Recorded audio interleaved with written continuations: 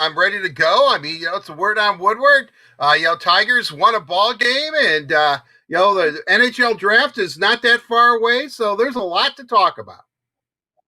There is a lot to talk about, Art, and I know that we're going to spend the whole show talking a lot about Tigers, and I know you were really excited to talk to Mel Pearson. We talked to him on Monday, and everybody will get to see that interview today, so it was a lot of fun. Without further ado, let's get right into the big three presented by Chevy so we can kick this show off and start talking everything we have to talk today, and we'll start with that Tigers game. Art mentioned that they picked up a win last night, beat the Mariners 5-3 at Comerica Park. It was the first game that the Tigers were open full capacity at Comerica Park, which is really, really exciting. So on top of that, they pick up the win. Robbie Grossman had a leadoff double. The Tigers would score early. Miguel Cabrera had an RBI single, but Eric Haas has to be the story of the Tigers lately. He had another home run last night, Art. That means 6 home runs in his last 6 games.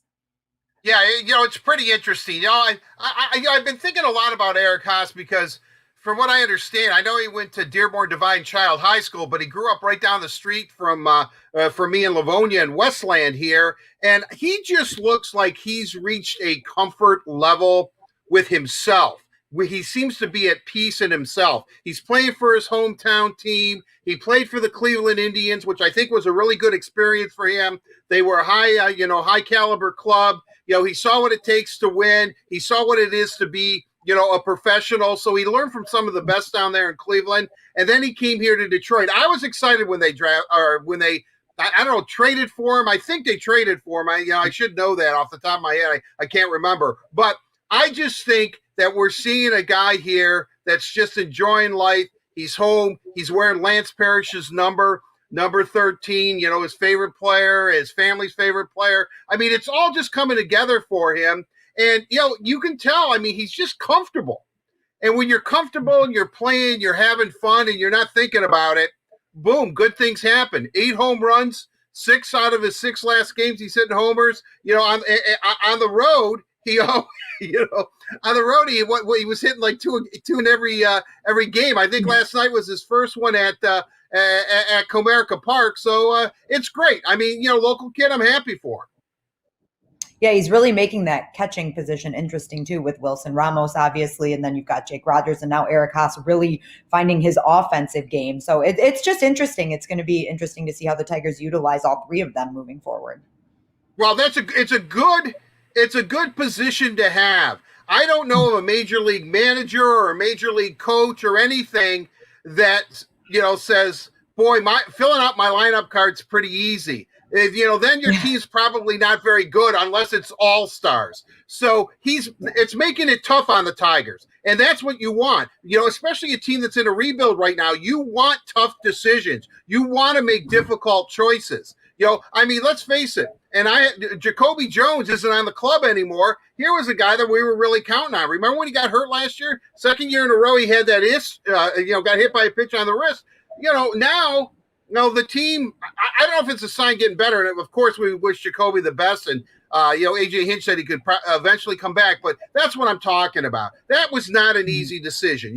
It's not, AJ Hinch has had some very difficult decisions and very difficult conversations with Tiger players. If you're a Tiger fan, you love those conversations. You want to put him in that position. You want to see him make those decisions. That just means the team's getting better. Our Jonathan Scope also added an RBI last night. He has been playing pretty well too. And then Akil Baddoo, who everybody was really high on all the way up until this point this season. We're still pretty high on him as well. It's been a good year for the kid. And he showed off his defense yesterday with a pretty awesome catch. Well, Akil Baddoo, look the ground that he covers, and he just stretches out. That's a real tough sun field at that point. And, that's why I guess I'm against daylight savings time, by the way. It screws up the outfield at Comerica Park. Baseball. Yeah. You know what I mean? If we were still where we should be an hour ahead or something, that play, he'd be flawless out there. He misjudged a ball yesterday. I'm just kind of joking around. But I will say this. He has speed. He has flash. And the big thing I like about Akil Baddoo is that, he started off hotter than hot. And then he kind of cooled down. And, he's slowly but surely learning that game. I've always liked his makeup because of Tommy John surgery. It can't get any worse than where he's come from. So, he's got a really good head on his shoulder. He makes adjustments, and I really, really do like his game. I love his speed. I think he's 6 for 6 for stolen bases. And he showed it again. I mean, that ball should not probably have been caught, but when you have an exceptional outfielder that has speed, boom, there's the play was made. So Akil Baddoo, keep it going, fella. And he has power too. I mean, that's a good Rule 5 pickup. Yeah. And it's funny on that play, I'm watching it thinking he's going to trip and fall, right? Like he's just moving so fast. He reaches out so far to catch that ball and somehow he maintains his balance. I was like, wow, look at that athleticism, because geez.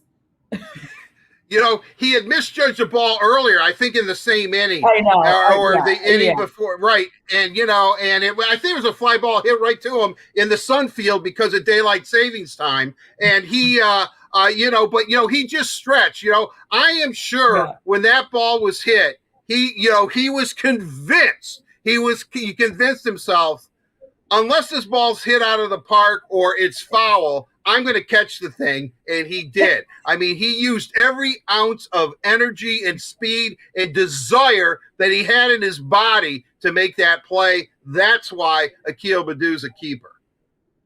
Akil, don't worry. We're going to figure out who we have to contact about daylight savings, and this won't happen to you for much longer. Don't worry. Just get through this season, okay? Kick it back an hour. All right, is it an hour? I get all mixed up. It's an hour. Spring forward, fall backward. Right, there we go.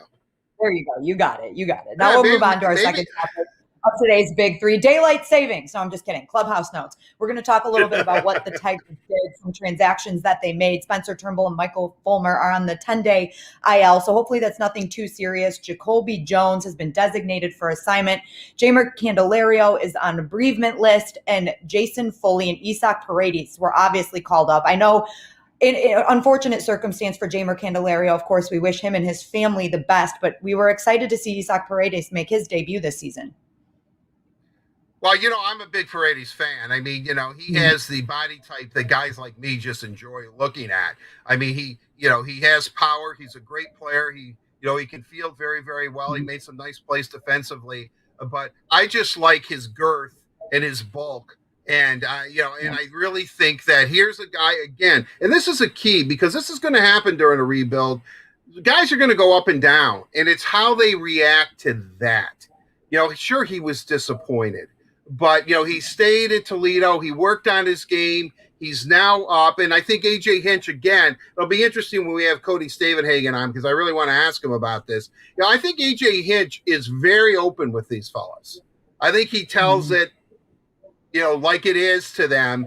And I think that they believe him. So when he sends the guy down, he knows it isn't what he wants to hear because, quite frankly, probably during his major league career as a player, A.J. Hinch was on the opposite end of that conversation. He was being sent down, or he wasn't playing a lot in the majors. So he understands it. He gets it. I think he's able to translate that. And for young players to hear that from a guy who has empathy but is stern and tells them what they need to do to get there, I think it works. That's why I think every time a Tiger player comes up here from Toledo, I think that they're mentally ready, they're mentally prepared. And and I know we're not supposed to talk about this, but Joe Jimenez too. The way he's working him, to build up his confidence, I think that's, A.J. Hinch, great manager, and I think it's showing. Art, Jason Foley, he's our headliner today. You talked to him the other day, earlier this week. Can you give us a little preview? I know that obviously he got the call up. We haven't seen him yet, but what do you think? Flamethrower Foley, I'm telling you. I mean, this guy, he brings the heat. He has 4 pitches and change up a slider, 2-seamer, and the heat. I think, again, we talked about Eric Haas living the dream and being here and in his hometown team. When you look at Foley's story, I mean, it's extraordinary. It's extraordinary. When they called him up, I've got to be honest, and I thought I knew the Tigers fairly well or their roster. It's like, who is this guy? Did this guy win a contest or something? Hey, you can pitch for the Tigers. You know what I mean? Where did he come from? You know. And then when you read more and more about it, he's a guy you root for. So yeah, he's real interesting. A man of few words, I will say that.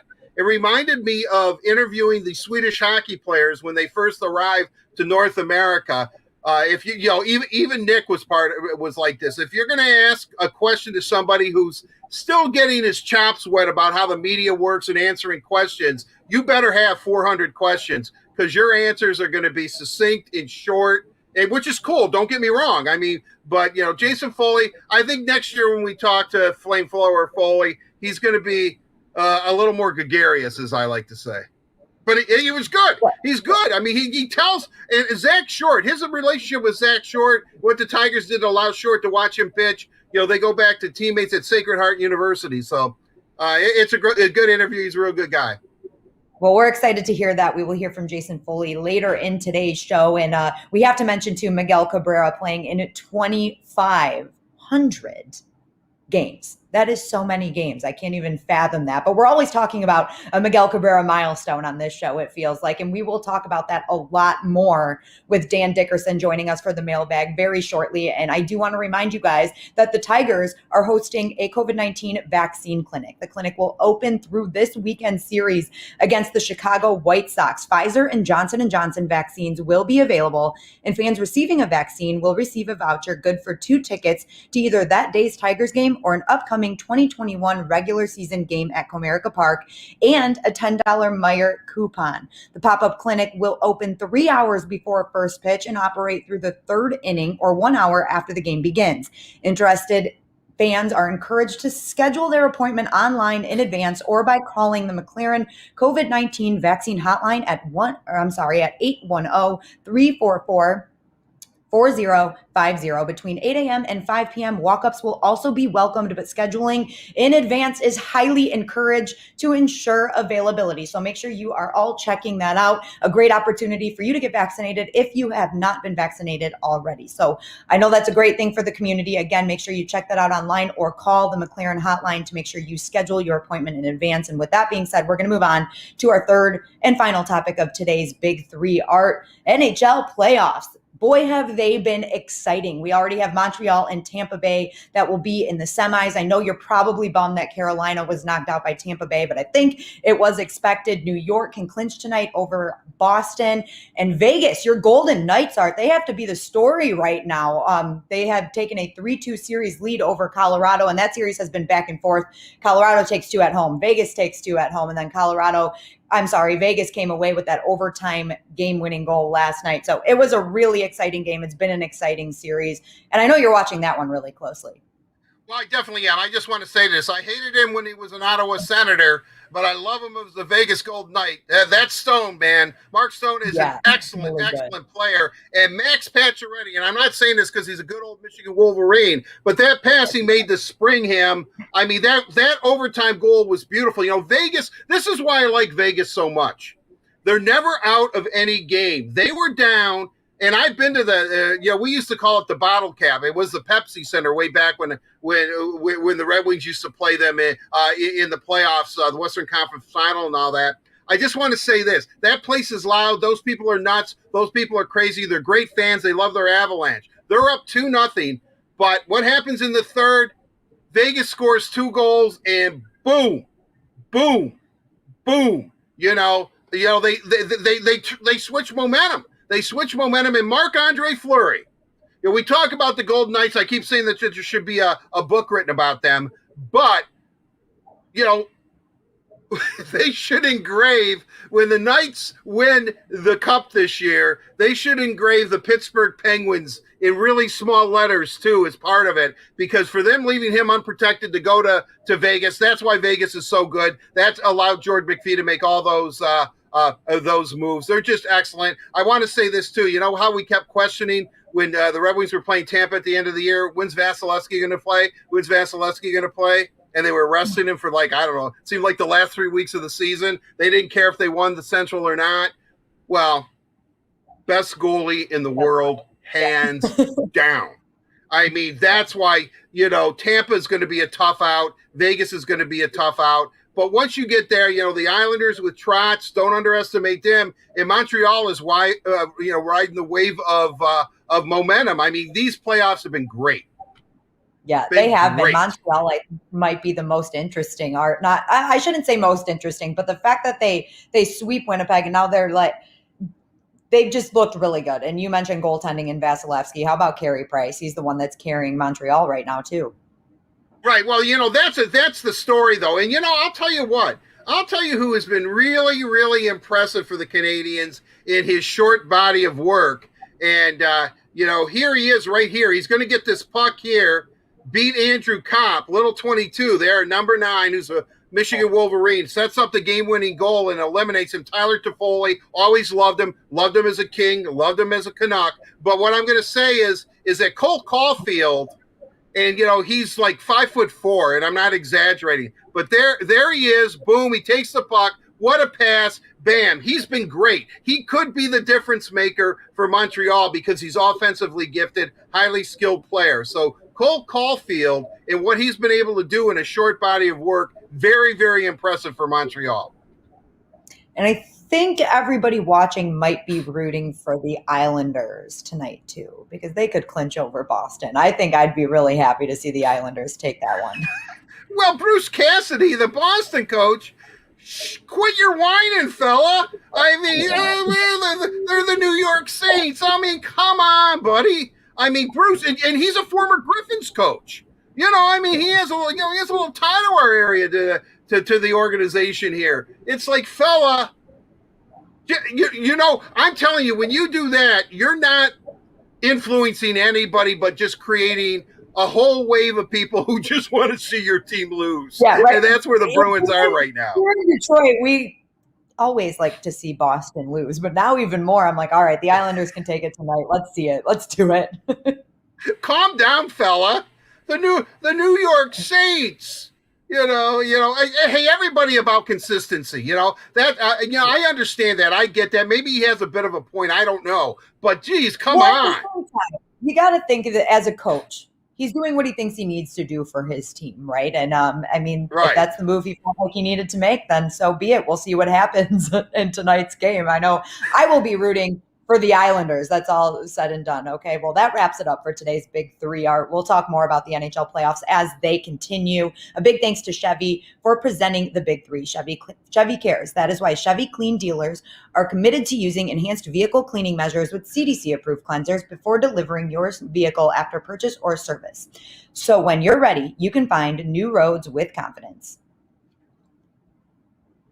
And now we're going to get into the mailbag delivered to you by Little Caesars. Today's guest is Dan Dickerson, the Tigers radio play-by-play announcer. It's always great to have Dan on the show. Dan, how are you doing today? Great. How you guys doing? I just want to say I thought it was a very moving appeal from Coach Cassidy for fairness, and I empathize with him. I sent him a little pick-me-up bouquet, and I think it might make a difference. Right, and the league only fined him $25,000 for saying it. So yeah. I wonder if he was thinking that while he was up there talking. He's like, "Oh man, I wonder how much this statement's going to cost me." But hey, you know what, Dan? I agree with you. It could definitely help in the long run. So you can tell he knew. Wait, I think I'm going too far. Oh, the Islanders they're a great team. They're a great team. He said that, and then he kept going into his little mini tirade. Classic, very classic.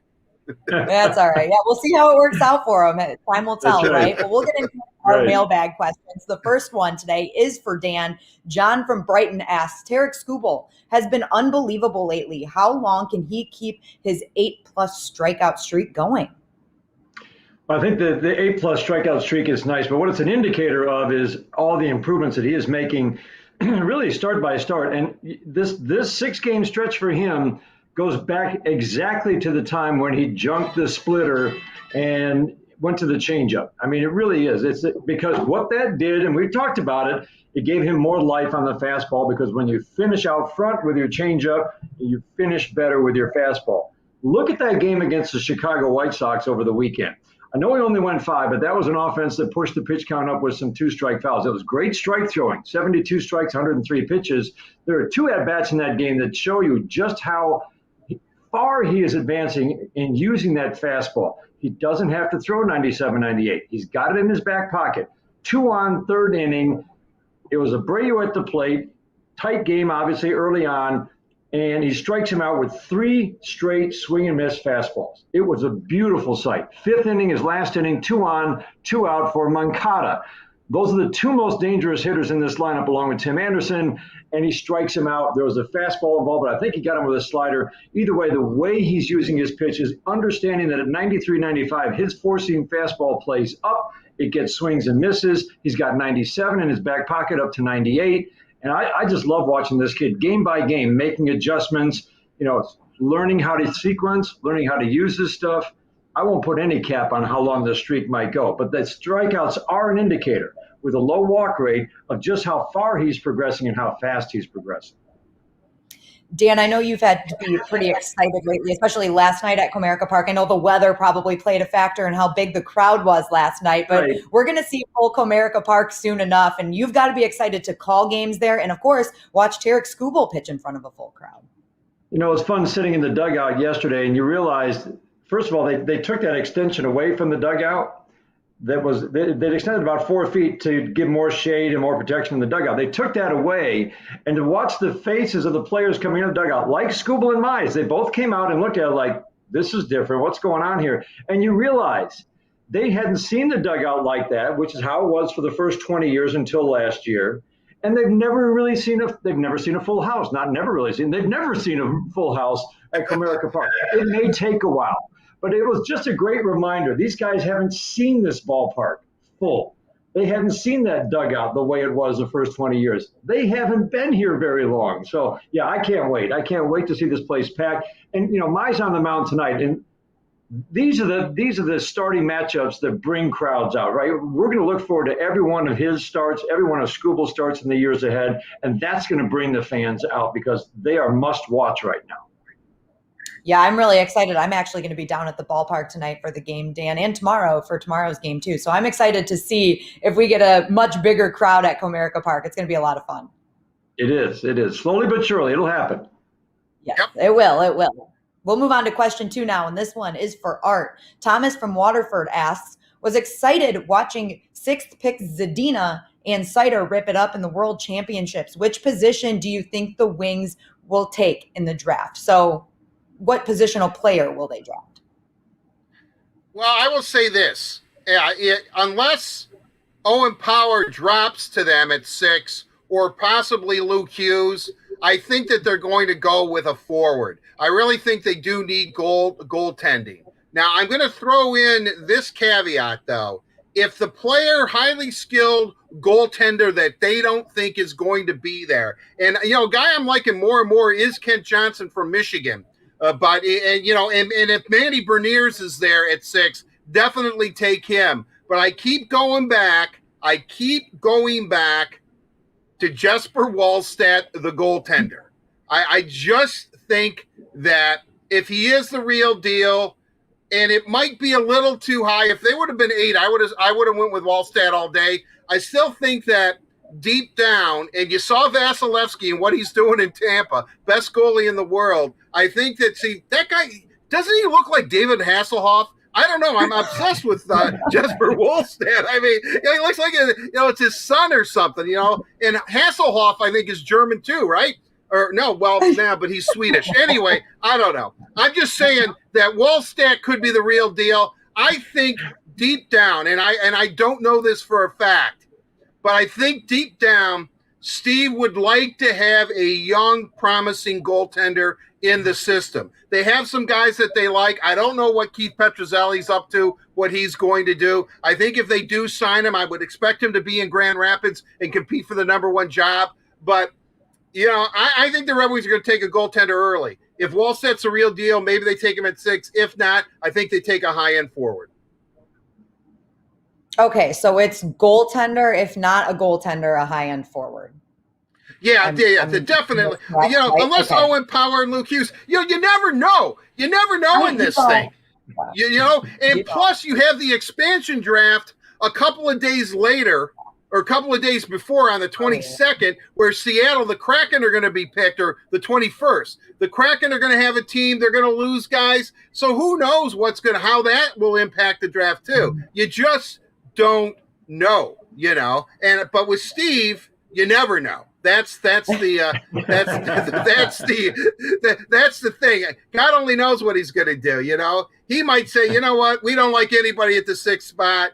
You know, I know Phoenix forfeited their thing. We're not going to pick at 6. You know, we just we'll wait till 24. Yeah, I don't think that's gonna happen. I don't think that's going to happen. What about a trade? Only Yzerman could get away with it, though. If there's anybody in the city that could just say, "Nah, we don't want to pick at 6," you know, it's a protest for last year's debacle at the draft. Nah, we're not picking at 6. Only Yzerman is the only person. And maybe Detroit that fans would say, yeah, okay, yeah, I get it. Okay, Stevie, yeah, great move. Yeah. Screw the pick. All right, so Art thinks they're taking Jesper Wallstedt, the model / goaltender, at number 6. Okay, I like it. Right. I love it. Dan, we'll move on to question number 3. This one is for you. Mandy from Oak Park asked, 2,500 career games is unbelievable for Miggy, but I have to look forward a bit to his next milestone. Do you think he hits another 8 home runs this season to get to 500?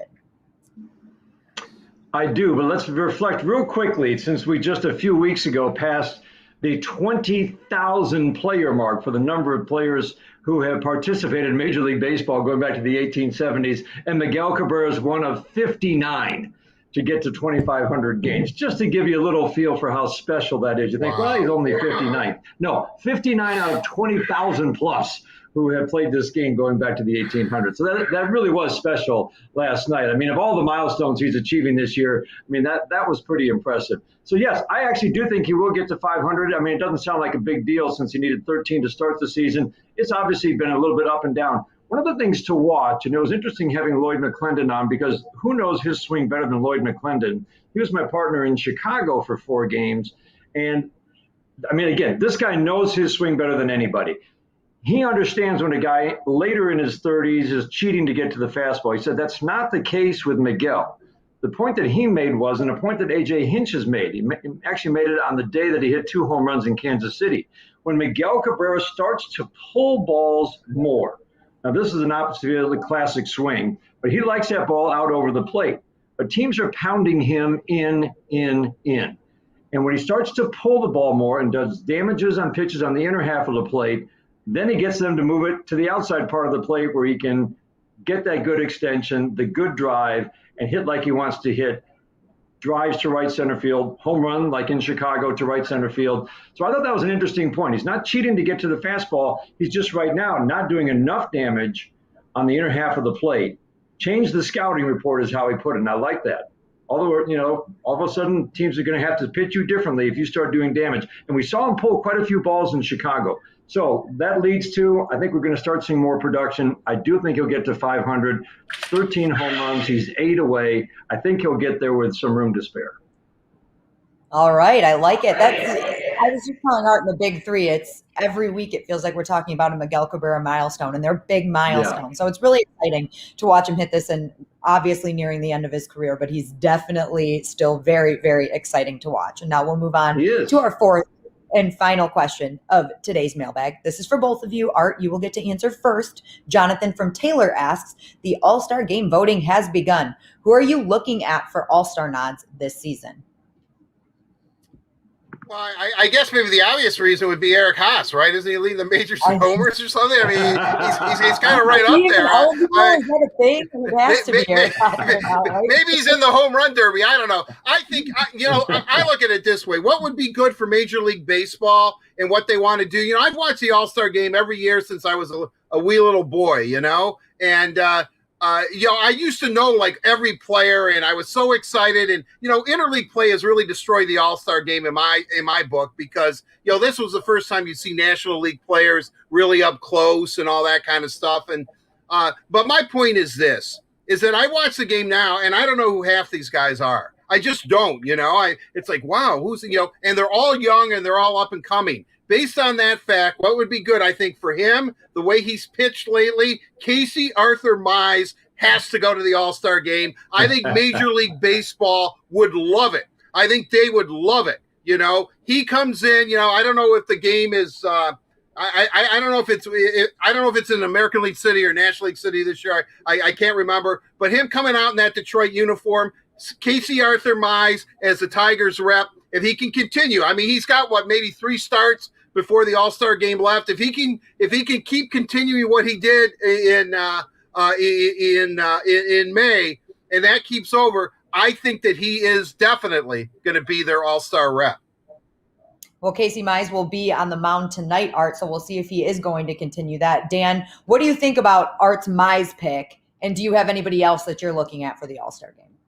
Yeah, that was actually my pick. I mean, 7 starts, 44 innings, 2.45 ERA. Look at the body language in those highlights you just showed. He just dispatched that guy. He's like, yeah, get out of here. I mean, the swing and miss by Kyle Lewis and that, he was late on the fastball. The confidence is just growing start by start. He gave up 3 solo home runs in Chicago. They really weren't bad pitches. They were just fastballs that kind of leaked back over the plate. He was pissed that he gave up 3 home runs in that game. So I love the competitiveness of this kid. So, yes, I think he is the clear choice. And with all the young talent in this game that will be on display in the All-Star game, you're right. It'll be fun to have a 24-year-old budding ace starting pitcher taking the mound as a starter reliever probably, and to face some of these young kids. I think that would be a great moment for the All-Star game. So to go beyond that, there isn't one particular, I mean, Matthew Boyd was certainly tracking that way. I love giving attention to Eric Haas right now. I mean, come on, 6 home runs and 17 at-bats. I was trying to find a stretch like that. I saw J.D. Martinez one year at 6 and 20, but 6 and 17 for a guy who had what, 2 career home runs before that, 3? I mean, this is really a phenomenon we're watching. I mean, he's not going to make the All-Star game, but what he's doing is really special. I mean, I love tracking home runs that get hit in bunches. I don't remember a streak quite like this. Teams are game planning for this guy now. They know about Eric Haas.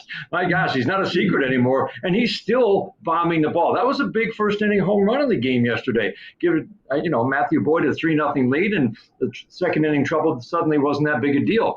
He gave up the 1 run. So yeah, I love what Eric Haas is doing. I mean, a local kid. There just aren't many in history, right? High schoolers from Michigan who've gone on to wear the Old English D and now produce like Eric Haas is producing. It's exciting.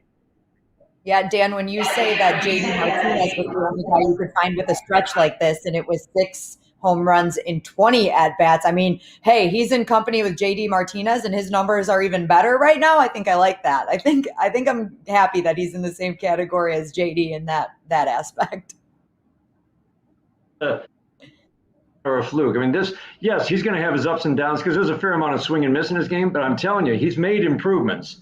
And there are stranger things that have happened than guys breaking through at age 28. Look at Adolis Garcia in Texas, if you want a pretty good example of another guy who's breaking through with never having gotten a chance and was designated for assignment earlier this year, by the way, by the Rangers. But it's fun. It's a lot of fun to see these guys break through. Yes, it is, definitely. Well, Dan, thank you so much for taking the time to join us for the mailbag today. We always appreciate it, and I'll make sure I stop and say hi to you at today's game. So we'll be down there. Be sure to stay high. All right. I will. Thanks again, Dan. All right, guys. Have a good one. See you, Double D. And of course, a big thank you to Little Caesars for delivering the mailbag. Little Caesars proudly introduces their hot and ready pepperoni cheeser. You get a large pizza topped with classic pepperoni, fresh mozzarella, and a toasted Parmesan and Asiago cheese crust for just $7. Try our no-contact pizza portal or delivery from Little Caesars. We still have a lot coming up on today's show. We'll talk to the Athletics' Cody Stavenhagen, more Tigers baseball in the future, the very near future. And of course, we'll talk to University of Michigan hockey coach Mel Pearson, and Tigers pitcher Jason Foley will join Art for the headliner. But right now, I'm going to toss it over to Carly Johnston.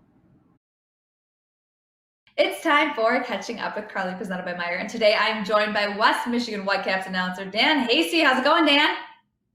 Carly, what's going on? It's a big time in the Tiger system right now. We've got so many of these guys in West Michigan. It's crazy. 9 of the top 30 prospects are playing for the Whitecaps right now. I've never seen anything like that.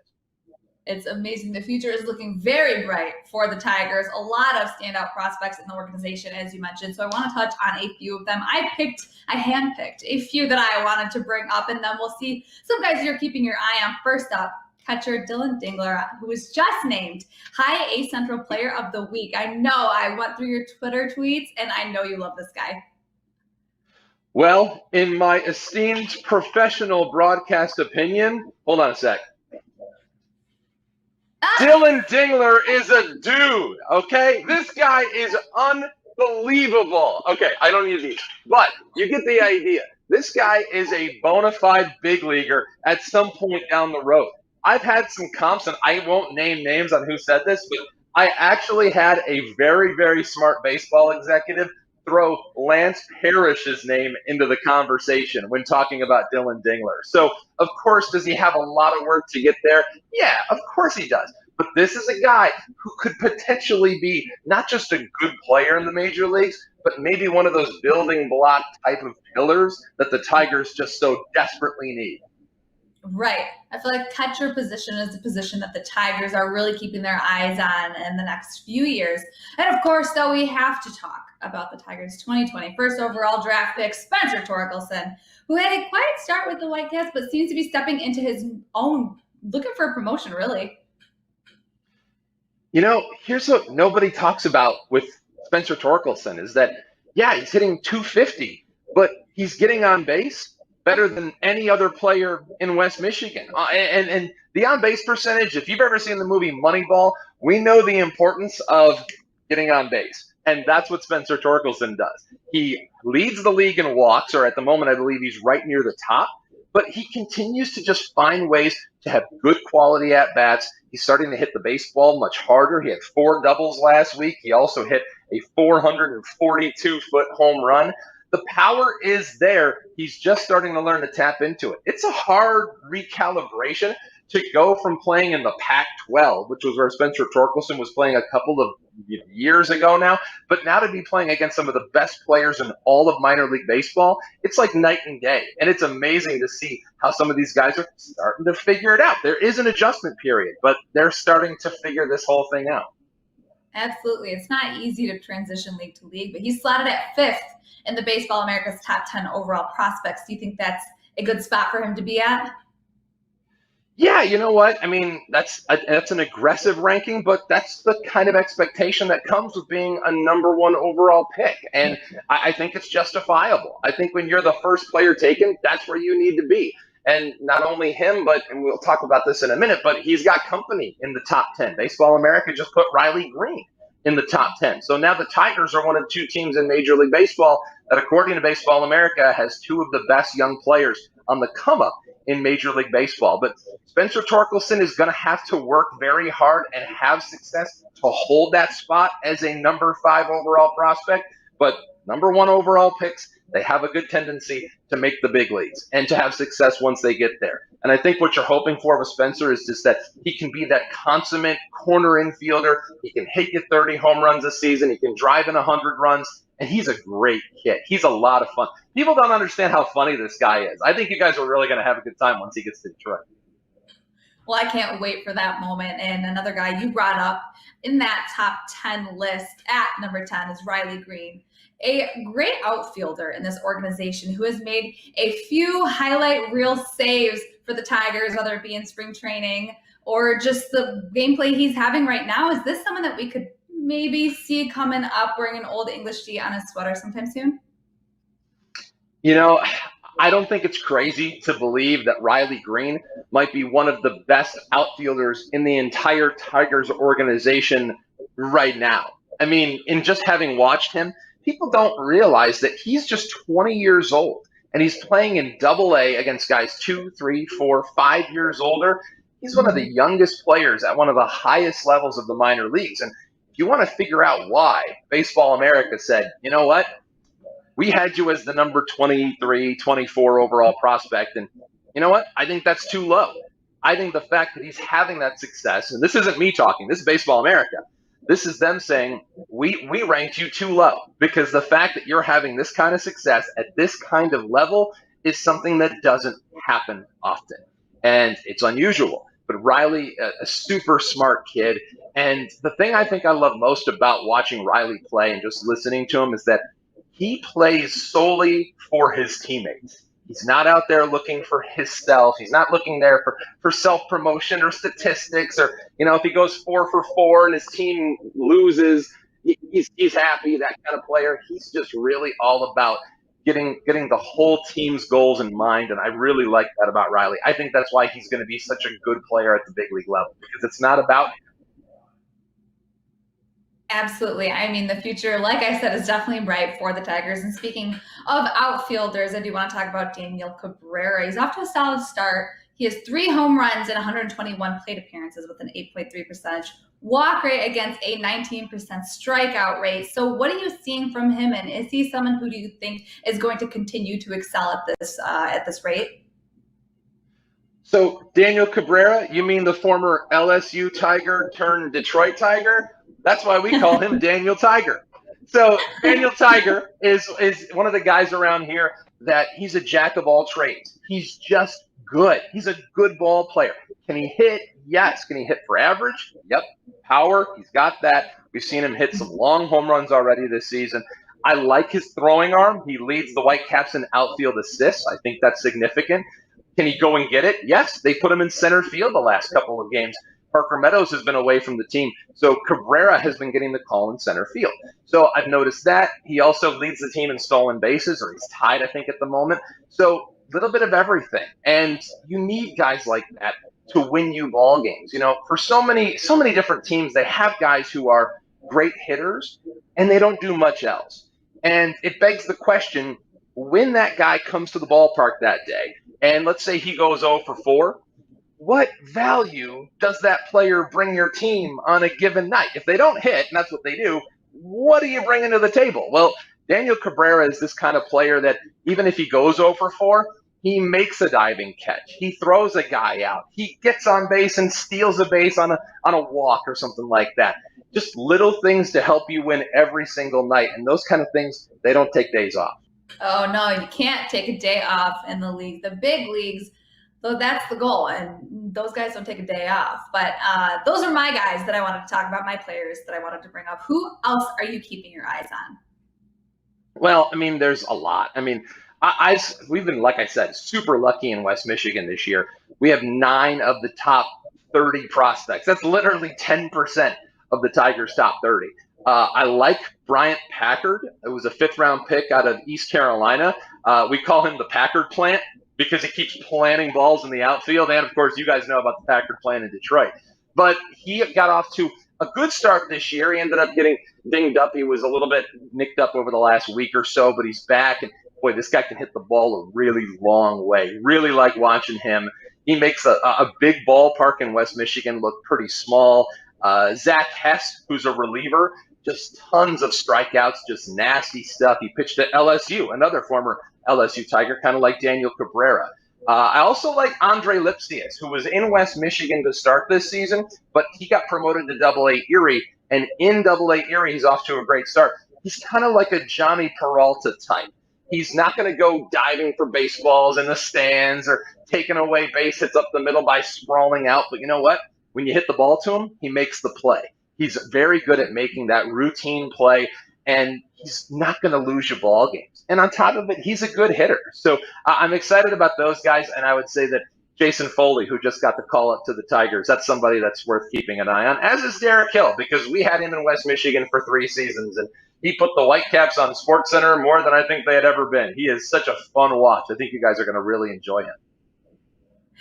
I love it. And I know development is so important in these players' careers right now, but I cannot wait to see them in Detroit. But I do want to talk a little bit about you. Speaking of Detroit, you were at Comerica Park on the mic back in April. What was that experience like?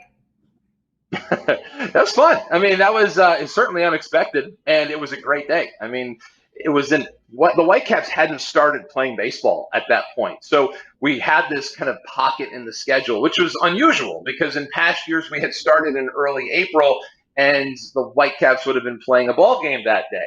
But because the Whitecaps hadn't started until May the 4th, and that was, I believe, April the 18th. No, I actually knew that off the top of my head. Don't let me fool you on that. But it was April 18th, because when you get that call, you remember that call.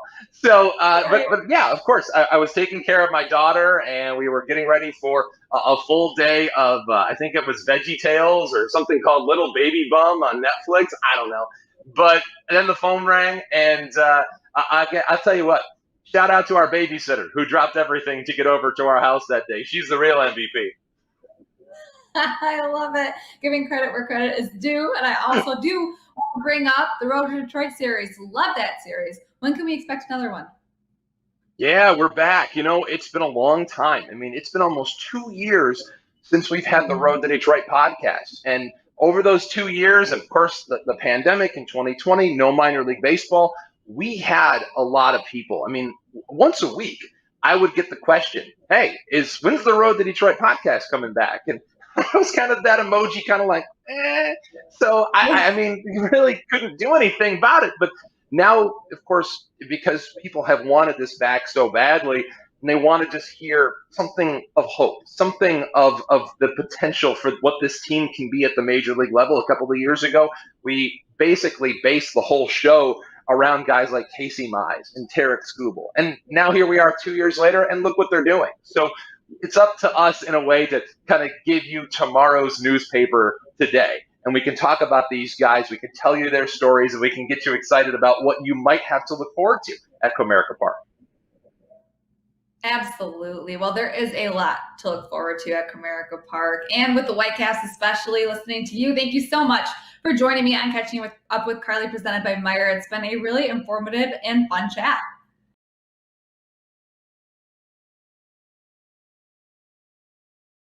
Capture some of his energy and get us right.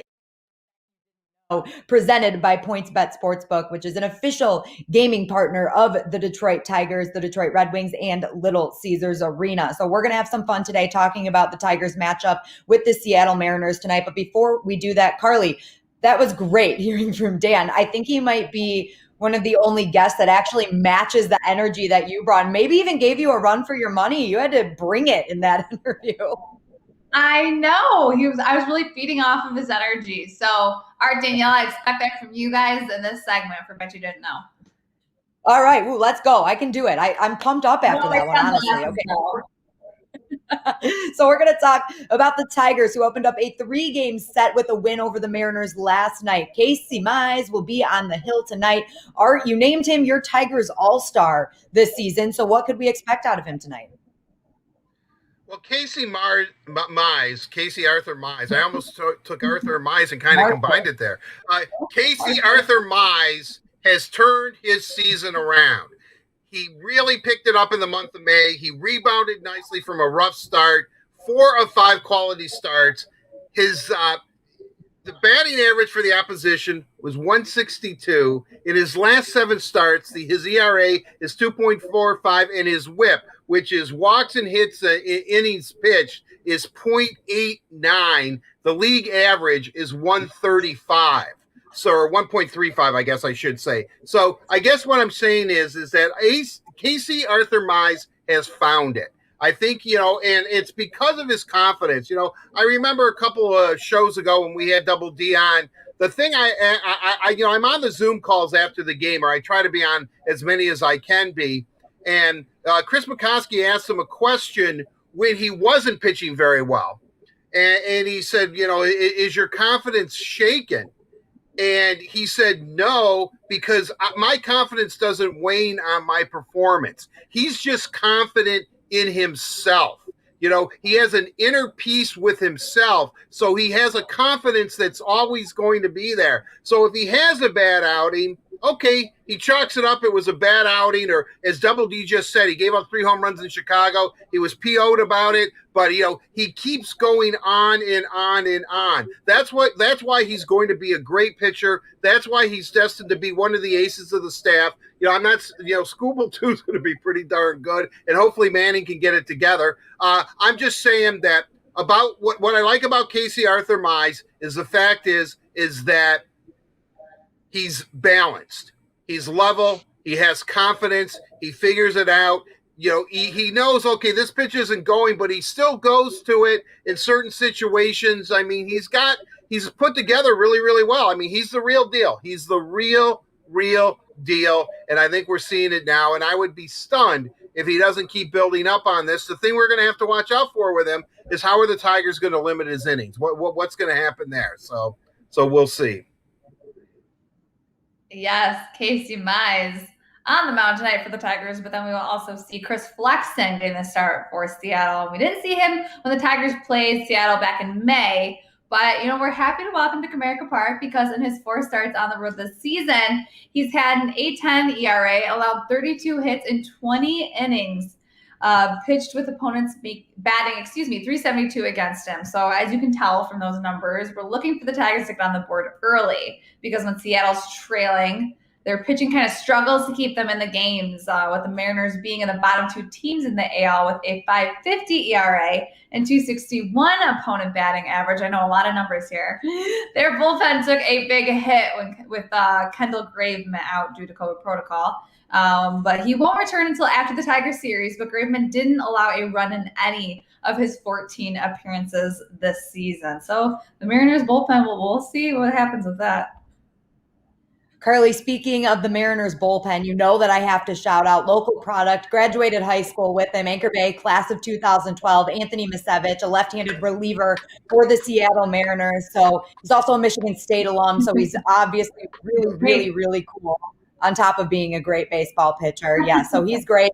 And it was really cool. A lot of people that I went to high school with were at the Tigers game last night to see Anthony at Comerica Park for the first time. So it was really fun to see all the Snapchats and Instagram posts of him being there. And I'm really excited to see him there tonight and tomorrow too. So very, very cool. I just have to make sure we give him a shout out. And while we're talking about local products, we've been pumping up Eric Haas all show long, and rightfully so. The kid is absolutely on fire, and I shouldn't call him a kid. He's absolutely on fire. He went deep last night and has been red hot in his last 7 games. He's got 6 home runs, 13 RBIs, and batting .375. One stat that's eye-popping from Haas, though, this season is that he's hitting .381 with 4 home runs when he's ahead of the count, and is batting .323 with 4 home runs when he's behind in the count. So great stuff from the hometown kid this season. We know he went to Dearborn Divine Child, and he's been working his way up to wear that Old English D really his whole life. And it's so cool. You heard Dan Dickerson talking about it. There's not many players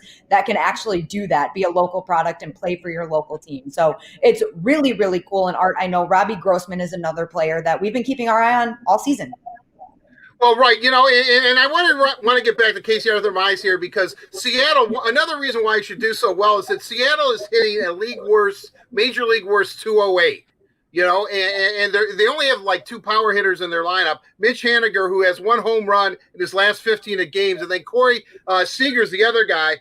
He's hitting 155 with 2 homers, 20 Ks in his last 15 games. So everything is aligning pretty well for Arthur to keep going tonight. So I'm really happy about that. Robbie Grossman, look, guy's a professional major league hitter. I love him in the leadoff spot. Even if he's not hitting, he always seems to get on base. He broke out of his slump last night. He was on base 3 times, including 2 doubles. If Robbie Grossman can, continue to provide a high on base percentage and get up there and chip in some good key hits like he usually does, and and draw walks and just get on base. If he can continue to do that, especially in that leadoff position, that's going to bode very, very well for the Tigers. So, again, baseball's a game of slumps, quite frankly, a lot of times. And it's when can you break out of that slump? Robbie Grossman appears to be, he broke out of his slump. That's good news for Detroit. That is good news for Detroit. And while we're dishing out the shout-outs, I also want to give a shout-out to Derek Hill.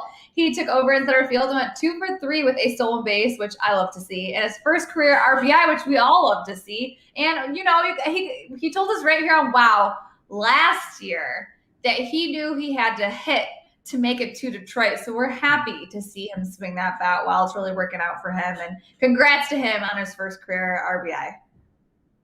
Yeah, it was a great game last night. As you can see, we have a lot of shout outs in this edition of Bet You Didn't Know. That's a good sign. That's a good thing. The Tigers off to a strong start in this series. So hopefully they can continue that tonight. As we've mentioned a couple of times, Casey Arthur Mize will be on the mound, hoping he can continue his success into this month. Game time is 7 p.m. tonight. And of course, you can catch that on Valley Sports Detroit, or you can, and of course, hold on a second, gather my thoughts here. Catch the pregame show too is what I was getting at. Of course, listen to Double D on 97.1 The Ticket as well. So we're excited. Tigers taking on the Mariners again tonight at 7 p.m. A big thank you to PointsBet for presenting Bet You Didn't Know on the Word on Woodward. PointsBet is the faster and easy way to bet on sports. When you bet with PointsBet, an official sports betting partner of the Detroit Tigers, you get faster bets, faster withdrawals, and faster rewards right at your fingertips.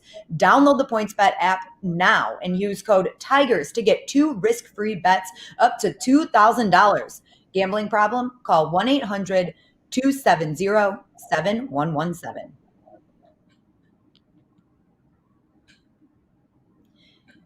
And now we're going to move right along and get into Let's Socialize, presented by AAA. Of course, Carly is going to stay with us for this one, and she has been all over both of our teams' social media channels. And I understand you have a lot for us today, Carly, because a lot's been going on. That is right. I know it's the Red Wings off season, but they just had the IIH off Worlds, I should say. And as we know, Troy Stecher won gold with Team Canada. Huge congrats to him. So he was able to post a picture of him celebrating with his teammates, and none other than Michael Bublé commented on it. Amazing, bud. We're all so proud of you guys. That was just one guy that wasn't expecting to comment on Troy Stecher's picture. But, you know, Canadians stick together. So, again, big shout out to Troy Stecher and Team Canada. Really wish it was Team US, but they were able to come home with that bronze. And speaking of Detroit, I was just going to say, before we move on, I know everyone has had to have seen this already, but his setup in the game against Russia to upset Russia in overtime, you guys see that move he made to make the pass over? Oh my gosh, it was stunning. I was like, Troy Stecher, you're going to have to bring that over to the Red Wings next season. Go ahead, Art. Well, he was trying that move in practice, and I can't remember the assistant coach, but it's a former NHL player who told him, you should try that in a game. Little did he know he was going to try it the next game in overtime, but it was a brilliant move. And Canada. Also in Carly's little thing there, did you see Robbie Fabre liked that Instagram? But I did not see Dylan Larkin, which makes sense because Dylan Larkin is Captain America. I cannot. Sure. Anyway, speaking of world, we also saw another player in the Detroit Red Wings organization, Moritz Seider, get some great praise. He was able to play for Team Germany, and he got the Best Defenseman award. So he was voted Best Defenseman and voted to All-Star Team. And I mean, this guy is just killing it. No matter what league he plays in, no matter what tournament he plays in, no matter who he plays against, he is just getting accolades left and right. So we'd love to see that from Mo. Cannot wait to see him in a red and white sweater with a winged wheel on his chest. I have to say it. Yeah, Art, are they sending him to Antarctica anytime soon? Isn't that what it was? The next step, he's got to go play in the Arctic League, and then maybe he'll have played. Yeah. Reykjavik, Iceland has a team. That's where he's going to send him next. If you can make it at Reykjavik, you can make it anywhere, Mo. The way I look at it is, at this point, with everything that he's done, with everything he's accomplished, every place he sends, he's the Swedish Defenseman of the Year. He's the best defenseman at the World Championship. He's first team All-Star. If he does not make the Red Wings coming out of camp and be a significant impact player, and I think he will, I am going to have to seek counseling for major depression, because I've got most players built up in my mind. As you know, like I said, I would say, you know how they have the red carpet, before the start of every game, and next year we should have fans, and we're always out there talking to the players. Carly, you're out there talking to them as they're walking the red carpet, and Danielle and I are up on the stage with Eric, and we're an interesting thing about so and so, and I mean it's just a great time. Great picture. Mo Seider, from what I understand, is literally going to start in Windsor and walk across the Detroit River down Woodward Avenue all the way to Little Caesars Arena. That's how good he is. He's divine. I can't wait. Divine. That's a good word. If he's walking on water, he definitely has something going. Yeah. That hair helps. No, the hair's the best. The hair. Another divine human being that I want to talk about is Ken Cal. He's a regular on the Word on Woodward, and he tweeted a memory that he had when the team was in St. Louis, and it says, quote, National Health and Fitness Day, which was June 5th. In 1997, the team was in St. Louis. I was checking out of the hotel, and the lady said I had a $35 charge for the fitness room. I said, look at me. Does it look like I use the fitness room? And she looked at me and said, you have a point. She took off the charge. See, I mean, some of those road memories, those stories are the best. He wasn't even at the rink yet, and I feel like that was funnier than probably anything that had happened that day. Ken Gill, on these fit, I would have guessed to use the fitness room. Yeah, maybe right? he's not that. Ken was just trying to get that $35 off. You know, Kenny, one time Dominic Hasek had like a line of activewear. You know, like fitness clothes and all that kind of stuff. And so Ken and I went to Birmingham to interview him for like an Inside Hockey Town segment. His store was in Birmingham. And so we asked him, we said, hey, Dom, I mean, how about clothes for me and Kenny? What do you have for us? And he looked at us and goes, they're for active people. They're for active people. Meaning that he didn't have anything that was quite going to be a Ken and my size. Kenny and I have never forgotten about that. We still laugh to that till this day. For active people. My clothes are for active people. Well, speaking of active people, someone who has really been hitting the gym and doing his due diligence is Miguel Cabrera. And as we've mentioned earlier on in the show, Miguel Cabrera, I almost said Miggy and Miguel Cabrera at once. Miggy just played his 2,500th game. A huge congratulations to him, the 59th player in MLB history, which is outstanding. I mean, that sounds like a big number, but when you really think about how many players have been in this league over the past how many years, that's incredible. It really is. You heard Dan Dickerson talking about it earlier. He said that they just eclipsed the 20,000 mark for how many players have played in Major League Baseball. So he's in a category of 59 of 20,000. Do that percentage. I can't, that's not math, not my strong suit. And look what he's done. He's close to 500 home runs. He's close to 3,000 hits in 2,500 games. Now a little bit more. I guess he's played a few more. So, I mean, he's a first ballot Hall of Fame player. I mean, there's no question about it. At one time, and, he's kind of getting back there a little bit because he's starting to get some pretty key hits for him. He's must-see TV. Every time he was up to bat, he could do something. I mean, he was that good, won the Triple Crown. I mean, Miguel Cabrera has been a great, great Detroit Tiger and a great baseball player. That is. Danielle, really man. It's like 0.005%. Well, there you go. Math lesson with Daniela Bruce.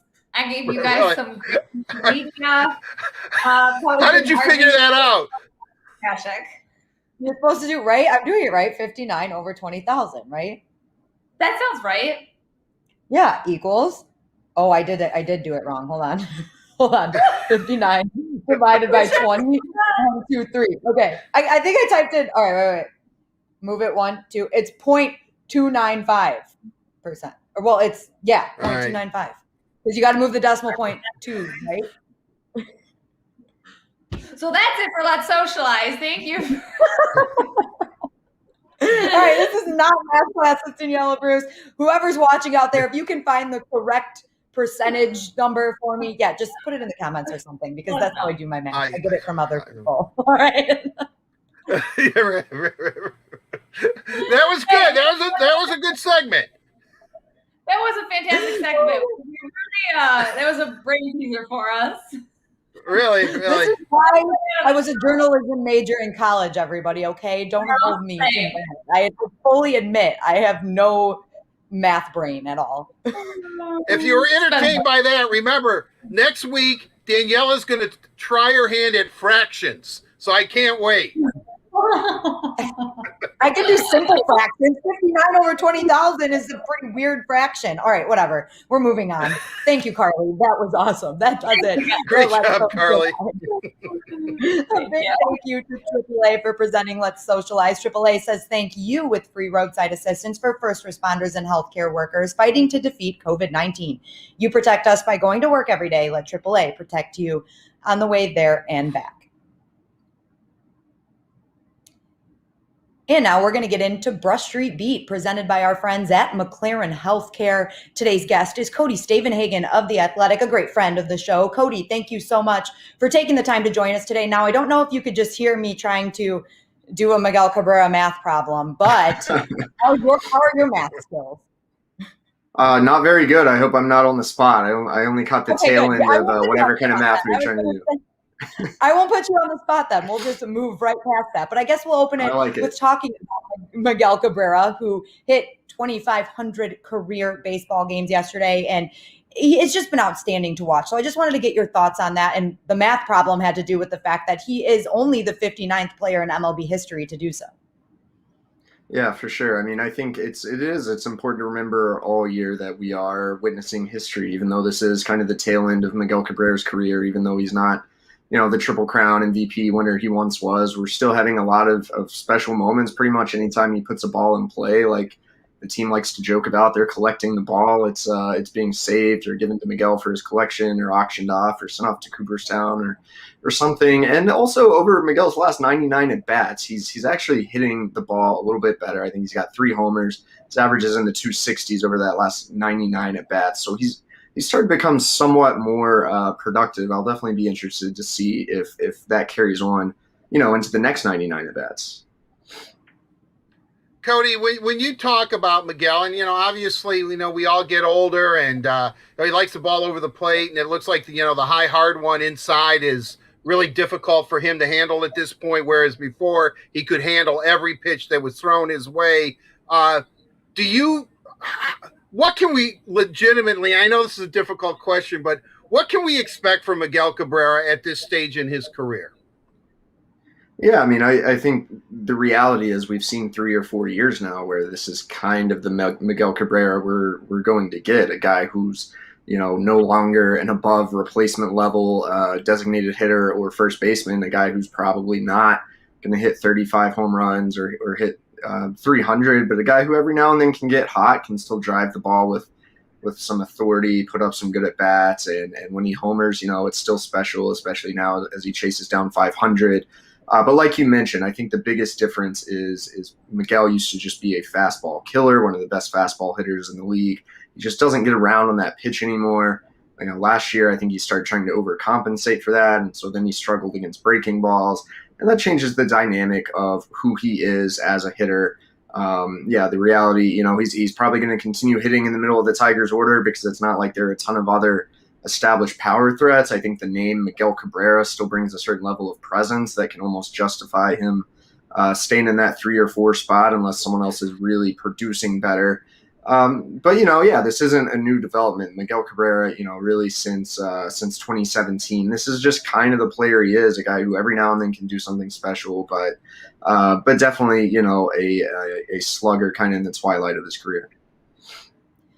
Cody, you talk about us witnessing history with Miguel Cabrera. Are we maybe witnessing history with Eric Haas, local kid wearing the English D now? He's got 6 home runs in 6 games. And I know you don't want to get too high because baseball's streaky. He's probably going to come off of this high. But is what he's doing sustainable? Is he going to be a solid MLB player?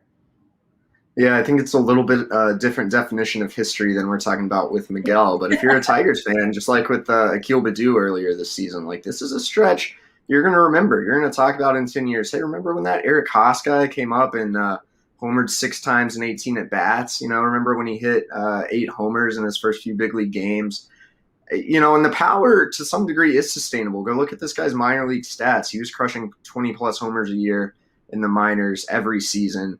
Now, can he really hit for average? Can he, continue to slug this well once pitchers adjust to him? I think that's definitely an entirely different question. But I think this guy does have the profile of a power hitter, a guy who can continue to put some balls in the seats. I mean, just watch him swing. He really drives off that front leg, stiff front leg, generates a ton of torque, a lot of power. So I think the bigger thing, can he hit for average? What happens as he continues to face more spin? And how does he hold up defensively behind the plate and even in left field? I think one of the funniest things, Eric Haas is actually like the 4th fastest player on this team if you look at StatCast metrics, and he doesn't have the build of a speedster. We kind of laughed when he first got put in left field. Eric Haas moves pretty well, and I actually think that's kind of encouraging for him. going forward. Well, I think that's probably due to him roaming the mean streets of Westland, Michigan, as a youth. But I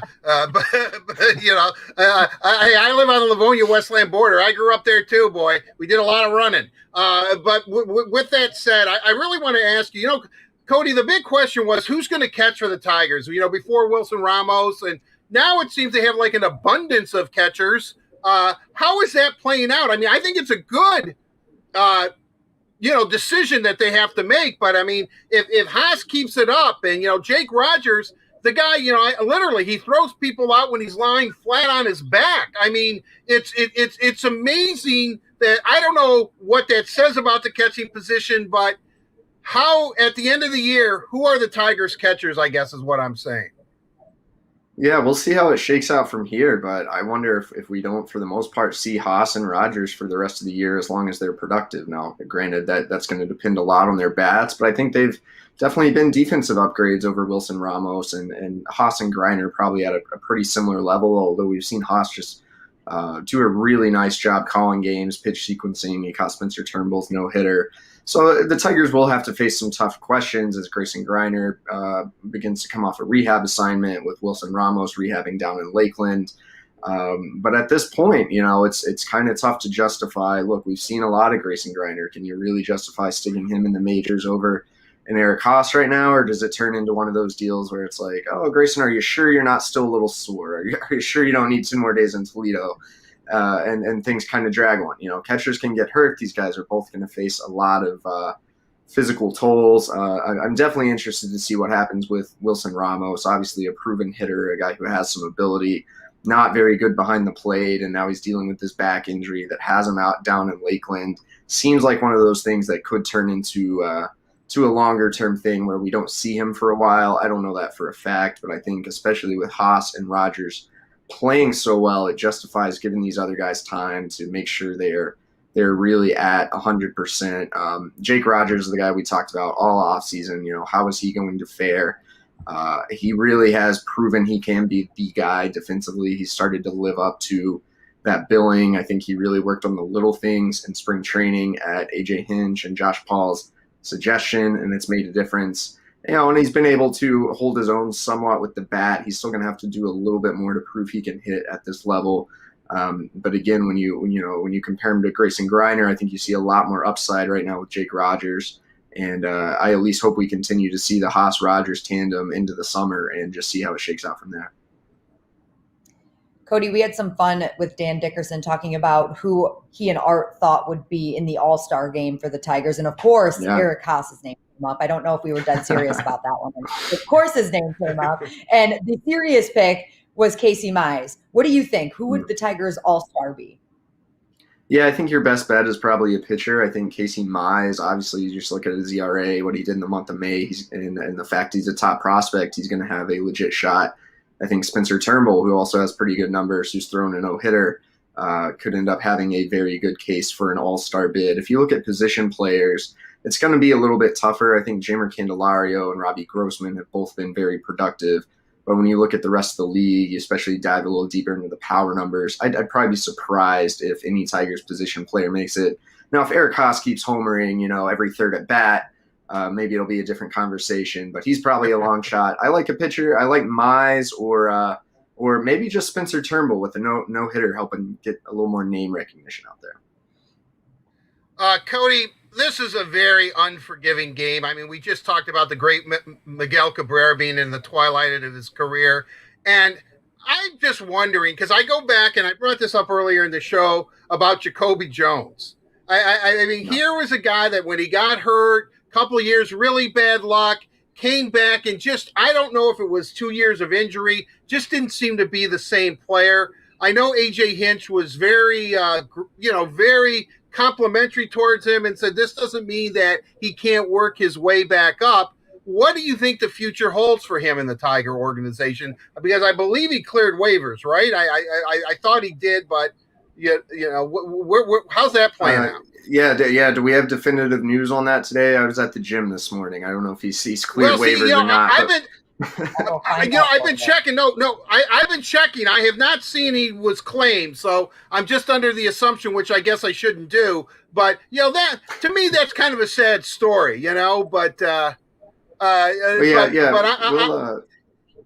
we'll know soon if he remains in the organization or not. I think there's a strong chance he will. He is one of those guys who kind of has just enough talent to catch the eye of another team, but he's due $2.65 million. I believe any team that's going to pick him up would have to take on that salary. Now, Jacoby could decline an outright assignment because he has more than 3 years of service time, but he can't decline that assignment without collecting his money. So I think there's a strong chance we see Jacoby come back in Toledo so he can get the remainder of his salary. He'll stay in the organization. He won't be on the 40-man roster.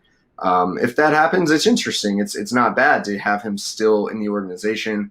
I think ultimately the fact he was DFA'd is kind of a signal the Tigers are ready to move on to get deeper looks at Derek Hill, maybe Daz Cameron, Akil Baddoo, some of these younger guys, because Jacoby Jones, for as much potential as he has almost 1,200 major league plate appearances.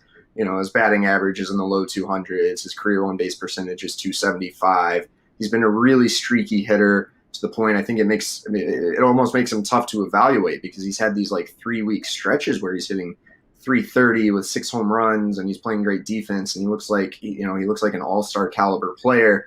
But when you really look at the broader sample of his career, there's just too much swing and miss, too many strikeouts, too many valleys, and not really enough peaks. I'd be interested to see if his speed, if his power potential could catch the eye of another team. But I think it's important to remember, I think sometimes we're blinded by Jacoby maybe just because of how good he can look on the highlight reel or how good he looks when he's going strong. But the bottom line is this guy's played a lot of baseball now. There's a pretty big sample size, and he just hasn't quite been the type of reliable, productive player you need at the major league level, especially if you're talking an everyday center fielder.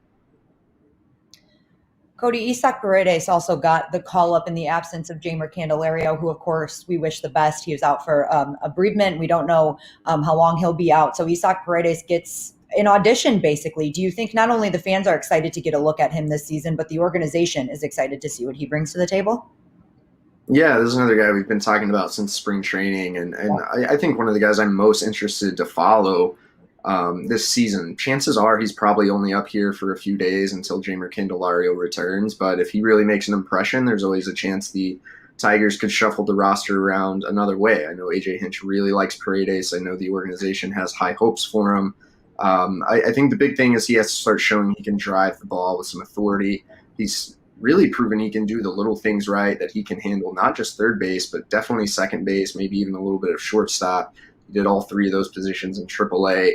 Started off slow with the bat, then picked it up. He still has this great plate discipline, a good feel, good instincts at the plate. But he has to start barreling up the ball. He has to start driving it for a little bit more extra base power. He didn't do a ton of that even in Toledo, so can he do it at the MLB level? I think that's what he has to do to stick, and I wouldn't be shocked if he ends up needing a little bit more time in AAA. But we've got the sense for a while now that Paredes is this guy who's just right there on the precipice, and you need a little more experience or a few more at-bats or just something to click, and this guy could become a really good player. Like we've seen kind of with the Jeimer Candelario over time. I think that's, kind of a developmental track, if not a faster one, that the Tigers would like to see for Paredes. Cody, follow me on this last question because this concerns AJ Hinch and what kind of feel you have for him if you have for him as a manager. Craig Monroe tells this story when they were both teammates in Toledo. Craig Monroe was feeling sorry because he wasn't in Detroit and didn't run out a ground ball. He immediately got back to the dugout, and A.J. Hinch let him know about it. Craig Monroe said it was, a cathartic almost. I mean, he really changed his outlook in his career, and points to that as why he became a major league ball player was that moment. I've watched AJ Hinch in these Zoom calls, and I've asked him a few questions. I interviewed him here on Wow right around Christmas time. But my question is that he seems very direct. If you're asking him a question, and not that he doesn't like it, but he'll answer it before you're done asking it. I mean, I kind of find that refreshing, and I think that why he's able to relate to these players is that there's no BS about him. I mean, I think he puts his arm around them, but he also tells it like it is. I mean, Is that the feeling you're getting? I really think the Tigers have a real find with him as manager. Yeah, I definitely think that's one of the things that makes AJ Hinch special. Robbie Grossman's talked about it, who played for him on the Astros in 2015. He said he's the best communicator I've ever been around in this game. And, just in terms of his media savvy alone is very, very interesting. And I appreciate his directness. You're right. Sometimes it can be an uncomfortable question or maybe a question he doesn't like. And it doesn't turn into like a ripping. It's just a very like straightforward, here's what I think, here's what I feel about that, which is, I feel like I try to communicate like that in real life. And sometimes people are like calm, like, I don't know, so I feel like I relate to AJ Hinch. I like the way he communicates. I think he's learned that over time. You can look at his track through his career. When he managed the Diamondbacks, he was a young manager. He'll say he was almost trying too hard to be managerial, and he didn't really have the respect of the clubhouse. And then he went to Houston, and he was able to be himself a little more. But we know what happened with the sign stealing and all that. I think that taught him even more how important it is to be upfront, to communicate every single little detail. So I think both of those experiences have molded the manager he's become here in Detroit. And that's made him a guy who has learned through experience to just be straight up. And I think players, look, they have a lot of coaches. They have a lot of people in their ear telling them different things. Sometimes, AJ Hinch has a different style than Jim Leland, but Jim Leland was known as, a straight shooter, as straight as it gets. And I think when you talk about just coming from a place of being honest, I think AJ Hinch is very similar, and I'm sure players appreciate it. Cody, real quickly, go ahead. Go ahead. I was just going to say, is Chris Fetter real or is he a hologram? Does he ever talk? Have you ever talked to him? I have not talked to him since he has had a Detroit Tigers hat on his head. I was lucky enough to do a big story on Chris when he's at the University of Michigan and get to know him and even keep in touch with him a little bit. Unfortunately, AJ being such a effective communicator, he likes to have the one message things where we don't really get to talk to the assistants in public. But I can confirm Chris Fetter does exist. He's not a hologram. I mean, I guess he could be a hologram projected on TV. I have not talked to him since he's wearing a Tigers hat, but the person Chris Fetter, he's real. And seems like he's a really good pitching coach, too. I agree with that. I definitely agree with that. All right, Cody. Well, and just so you know, if you ever want to be straightforward with Art and I, we can totally handle it. So we'll never judge your personality. Right. All right, I appreciate it. Right. Thanks again, Cody. For joining All right, Cody. sounds good, guys. Have a good one. Of course, a big thank you to McLaren Healthcare for presenting Brush Street Beat right here on the Word on Woodward. The Tigers are actually partnering with McLaren Healthcare and Meyer this week to host a free COVID-19 vaccination pop-up clinic at the Fox Theater in the District of Detroit. The clinic will open through this weekend series against Chicago. Pfizer and Johnson & Johnson vaccines will be available. Fans receiving the vaccine will also receive a voucher for 2 tickets to a Tigers game either that day or an upcoming game in 2021. Of course, a regular season game at Comerica Park. And of course, you'll get a $10 Meyer coupon as well. The pop-up clinic will open 3 hours before first pitch of each game and operate through the 3rd inning or 1 hour after the game begins. Interested fans are encouraged to schedule an online appointment in advance or by calling the McLaren COVID-19 vaccine hotline at 810-344-4050 between 8 a.m. and 5 p.m. Walk-ups will also be welcomed, but scheduling in advance is highly encouraged to ensure more availability. And now we're going to switch gears a little bit and get into some hockey news. Now, it's not specifically Red Wings, but we know that the NHL entry draft is right around the corner. And it just so happens that a few of the top prospects in this draft also happen to be Michigan Wolverines. So here's a very special edition of Downtown Hockeytown.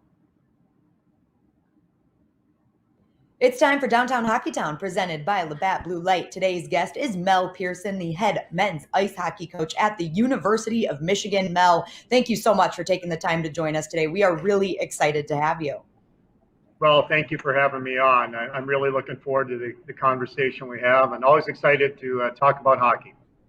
Yeah, and there are so many different conversations that we could have with you right now. A lot going on between the NHL draft, the IIHF World Championship that just wrapped up, a lot of exciting times at the University of Michigan. But I'm going to start with a bit of a general question, Mel. You've been around college hockey for a very long time, from your playing career to your coaching resume. You're just really around the game in that aspect. And the University of Michigan could have 3, maybe 4 players going in the top 10 of the NHL entry draft this year. And that doesn't happen very often. I just want to know from your perspective, what does that mean for the growth of college hockey? Well, exciting for college hockey. I mean, you can probably go back 30 years and look at the number of players that played college and then went on to the NHL. There weren't as many, but today there's nearly a third of all NHL players played college hockey. And I think that's a great testament to the game we have and the universities that sponsor college hockey. It's a great sport, and obviously we got more and more players in the U.S. playing, and players coming from all over the world now to play college hockey. So it's an exciting time for our sport. Mel, let's get into some of those players that I had mentioned earlier. You had the pleasure of coaching Owen Power last season, and it seems like he's the consensus #1 pick in the upcoming draft. Just talk about him as a defenseman. What is he like as a player, and why does it seem like he is that consensus #1? Yeah, and I made the comment that I've spent 200 days with him on the ice this year, so I've really got a chance to see Owen up close and what he does on a daily basis. And I think that what makes him so special, Danielle, is the whole package, the complete package. He's got size, everybody can see that. He skates extremely well. He's got high hockey IQ. He does have offensive instincts. He's got a great reach. There's really no weakness in his game. I don't know if he has that one strength that really sticks out, but it's because he does everything so very well that makes him very valuable. And then to go along with that is the intangibles, the things that you don't see on the ice, but the things that you see off the ice, and we see all the time here in Michigan. He's a very humble person, extremely hard worker, wants to be the best. He's not interested in being second best. He wants to be the best player, not only on our team, but the best player in college hockey. And he goes about that. He's the kind of guy that is in the weight room when you're not looking, or he doesn't have to be. It's always, what are you doing when nobody's watching?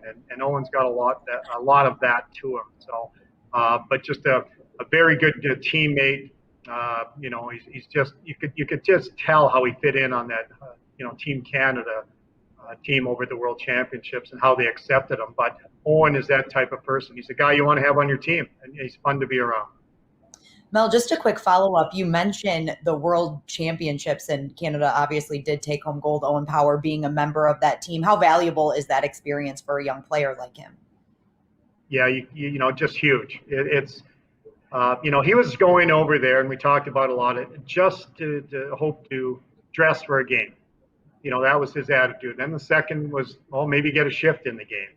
And then obviously, well, maybe get more than a few shifts in the game. And by the end of the tournament, he was one of their 2 leading total ice time players on the team. So you can't put a price tag. You can't quantify how valuable it is to go over there and play in that atmosphere under the pressure that Team Canada has, playing against NHL players and with NHL players. So extremely valuable. And, just going forward, whether he comes back to the University of Michigan, starts his pro career next year, this 3 weeks that he's had is going to really help him.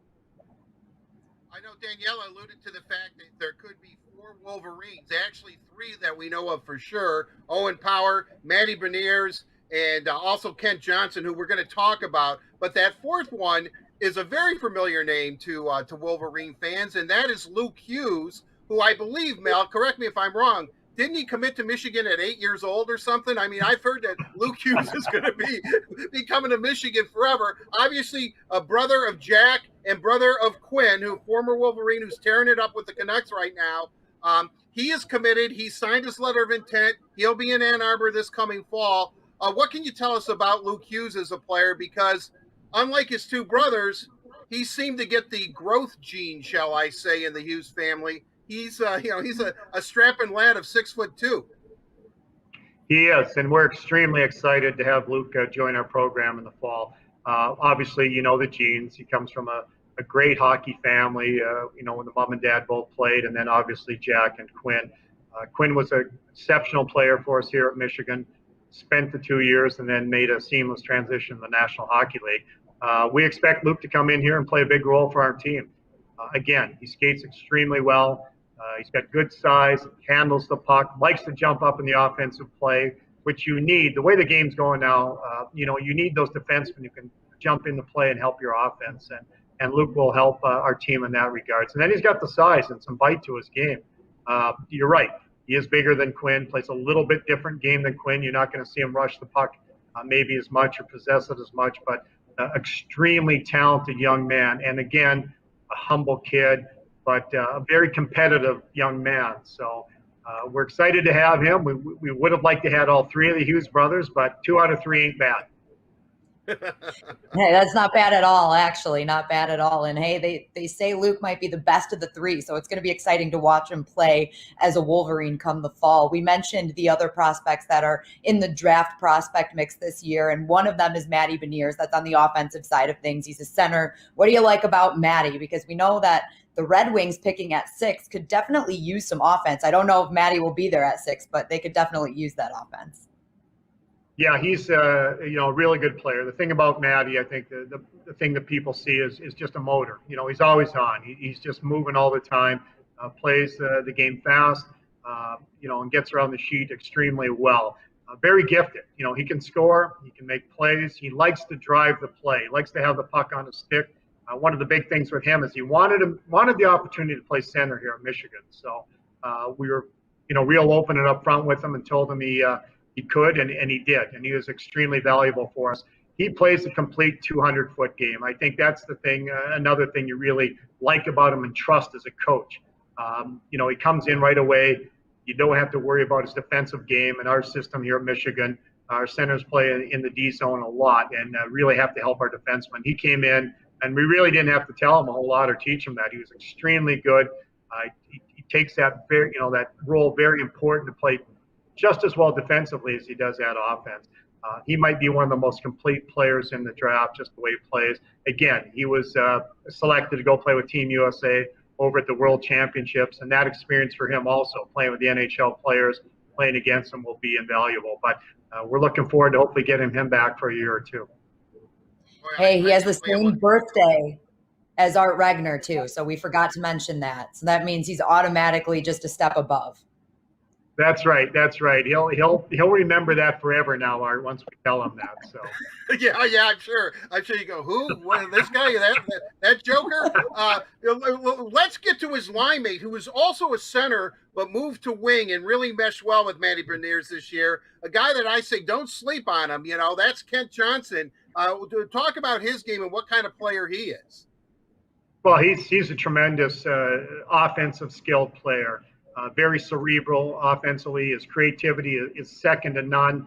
I haven't seen everybody that's available for the NHL draft, but if there was a player who has more offensive creativity than Kent, I'd be very surprised. He's a rink rat, loves to be in the rink, likes to be fooling around with the puck and whatnot. And somebody asked me about all these 4 players, and they're all different. Like who would you take number 1 overall? But they're all different type players. And I could see a guy like Kent Johnson in 5 years now, maybe being the best player that comes out of the draft. He's got tremendous upside. He's just got to get bigger and stronger. But great skater, very elusive, very good on his edges. He really got better as the year went on. It took him a while because of the transition to wing. He played center primarily, but we put him on the wing, and he did a real nice job. In fact, at the end of the year, he probably was our most improved player and became even more effective than he was in the first half. But very talented, very skilled, a fun player to watch. It's one of those guys that are worth the price of admission. You want to be entertained, Kent Johnson's going to entertain you. Being an alumnus of the University of Michigan, and I know things can change and whether guys come back or not and all that, but I kind of thinking Michigan's the number 1 college hockey team next year. Am I putting way too much pressure on you, Mel? For the record, I was going to say the same thing, so this is great. Yeah, no pressure at all. We'll have an exciting team. I'm excited for the future. I'm excited for next year, and really can't wait to get after it. I wish we were starting tomorrow, Art. With this group, whoever we have coming back, it's going to be a lot of fun. Hey, I'm a Spartan, and I'm excited to watch Michigan hockey in the fall. So if that doesn't tell you that this team's going to be fun to watch, definitely going to be. Well, Mel, also, the tickets are $30, but for the Sparty, it'll be only 40. So we'll make sure we get okay, cool. That's perfect. I was expecting 50, so 40 works. 40 works. Happy Yeah. medium right there. Yeah, you know, and to MSU people, that sounds like a discount, Mel. So there you go. The MSU discount. You only pay $10 more. Well, don't be mean to us, Art. Whatever. Mel, I want to end this with asking you, how much NHL playoffs have you been watching? Every night they're on, and usually multiple games. And geez, what was it? Saturday, I got watching. Not this Saturday, week before, I got watching Denmark and Slovakia in the World Championships, and then slid right into the NHL games. So when you're a coach, you're always connected to the game. You're always trying to pick up new things, steal ideas, whether it's face-off plays, power play, penalty killing, how teams are forward-checking, breaking the puck out, whatever it might be. So enjoy the playoffs, the intensity that these guys are playing with right now. So needless to say, I watch probably too much, if you can say that. All right, well, that's a good answer because we're going to wrap it up, but I have to ask you real quick, who's winning the cup? Wow.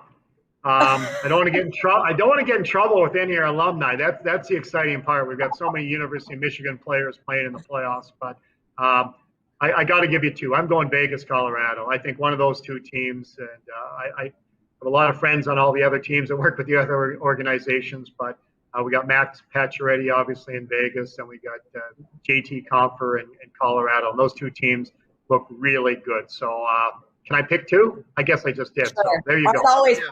four, Yeah, so you're right on point for being there with Art Regner. Definitely. All right, Mel. Well, thank you so much for taking the time to join us today. It's been great chatting with you, and we're really excited to see what these NHL prospects do and what Michigan's going to do in the fall. Well, thanks very much, and I hope the Red Wings get another Wolverine. Yeah. We kind of hope so. I'm just kidding. Of course we do. Of course we do. Thanks again, Mel. It's been great chatting with you. And of course, a big thank you to Labatt Blue Light for presenting Downtown Hockeytown. Labatt Blue Light, refreshing Canadian Pilsner. Visit your local retailer when safe to pick up some Labatt Blue Light.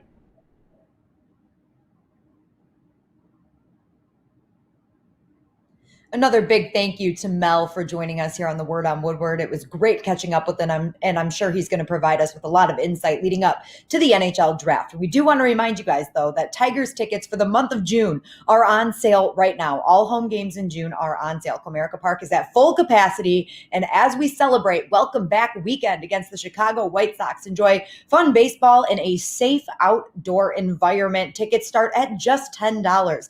Go to tigers.com/tickets today. And speaking of the Tigers, one of the newest Tigers joined Art for today's headliner.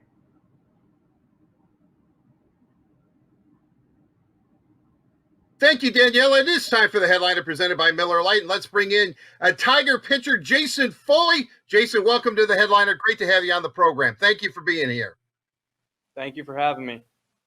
Well, your story is one story that I think we can all embrace. I don't know if it's the quintessential American story or whatever, but, never perseverance, never down, never out, always pitching. But let's go back. You're in the Cape Cod League. You're played at Sacred Heart University. You weren't drafted.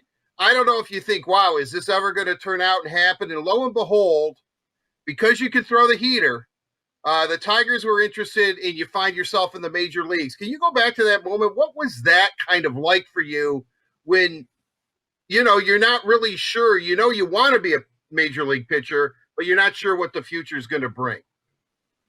Sure. Yeah, it was definitely a tough blow not getting drafted, especially since my best friend Zach, who also was on the Tigers, he was drafted that year. So it was definitely tough to deal with.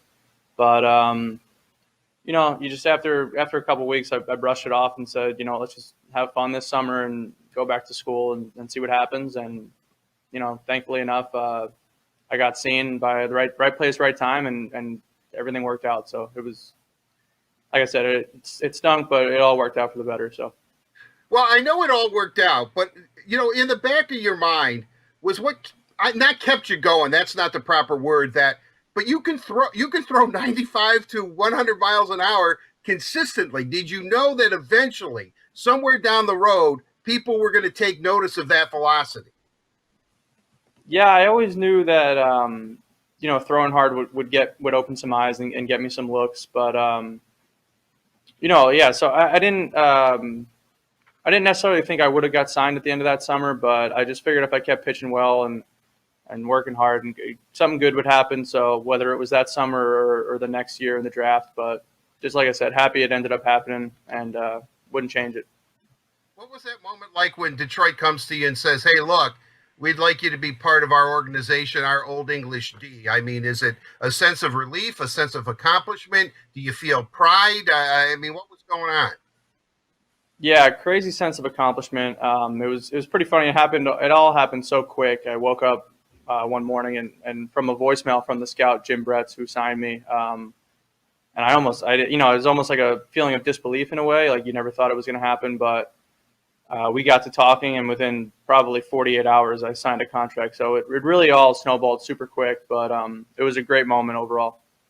You're in the Tiger system. You're starting to progress. You're, West Michigan, Lakeland, and everything seems to be going well. And then Tommy John surgery happens to you.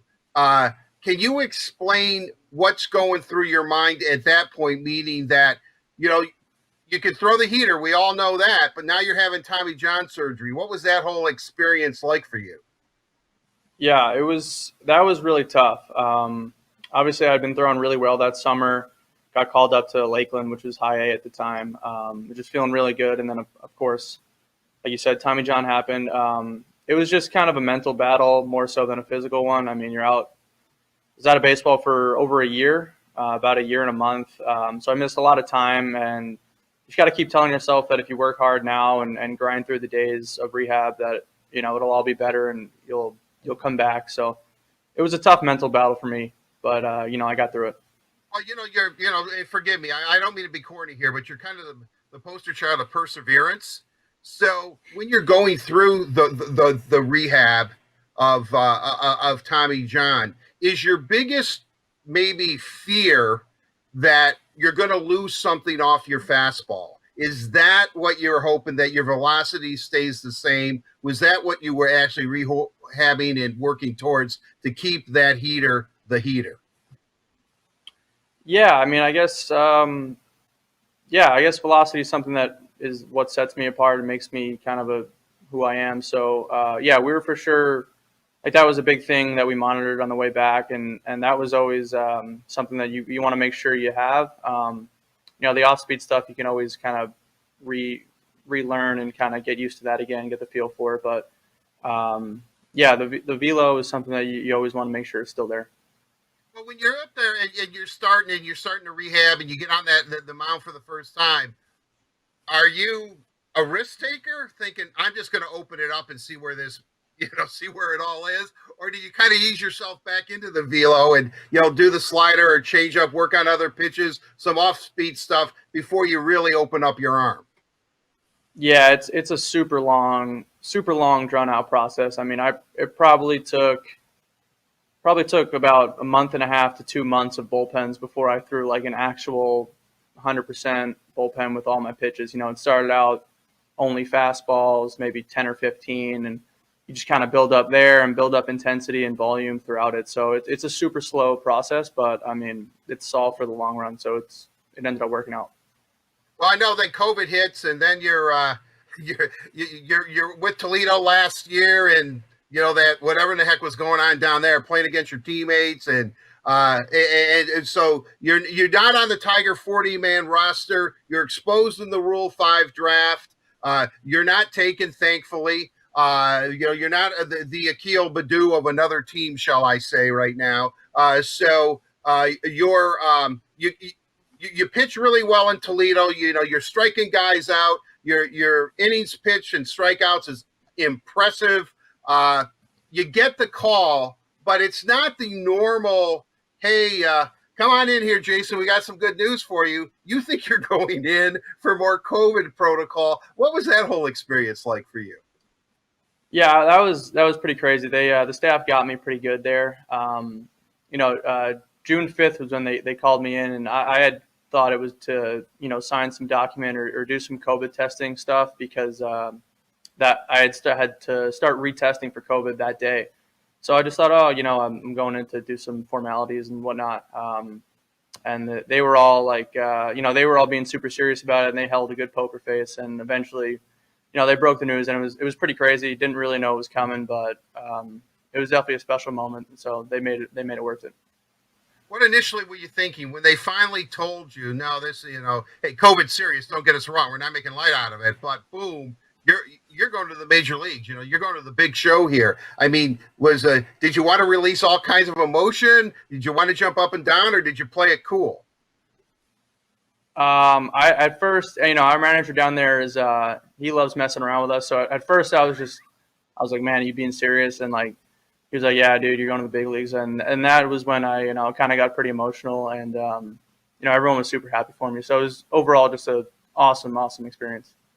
After you share the moment with your teammates down there in Toledo, what do? Do you call your parents right away? Do you call family members? What was next for Jason Foley? Yeah, I went back to the hotel and called my parents immediately. They were actually with my brother at the time, so it was actually nice. I just made one call, and they were super stoked. And it was around like probably 1 o'clock. I called them, so they had to kind of get a flight pretty quick because the following game was a day game. So they were kind of a little flustered, but they were obviously super excited. Once you get to Detroit, they're in Chicago, obviously playing the red hot White Sox. What does AJ tell you, or Chris Fetter? Do they say, look, you're not here to sit on the bench. We're going to use you right away? Were you surprised that you made your debut so quickly? Yeah, they had nothing but good things to say and supportive words for me, which was obviously really reassuring. I wasn't really too surprised. I mean, he had AJ had told me he tried to get me in today or the next game. I was just happy I got in the first game and didn't have to wait the whole off day having not debuted. So it was definitely nice to just get the first one, get the nerves out right away, and that was nice. You get the call.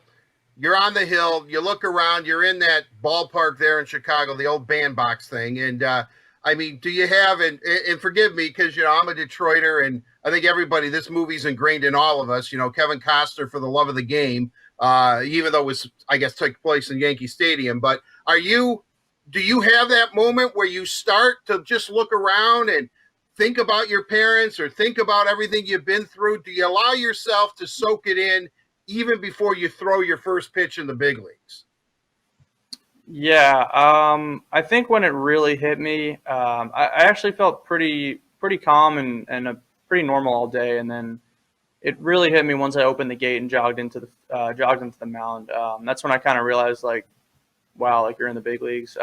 Everything just felt, it was just a crazy experience. But that's kind of really when I first realized, like, holy, I'm in the big leagues. So that was awesome.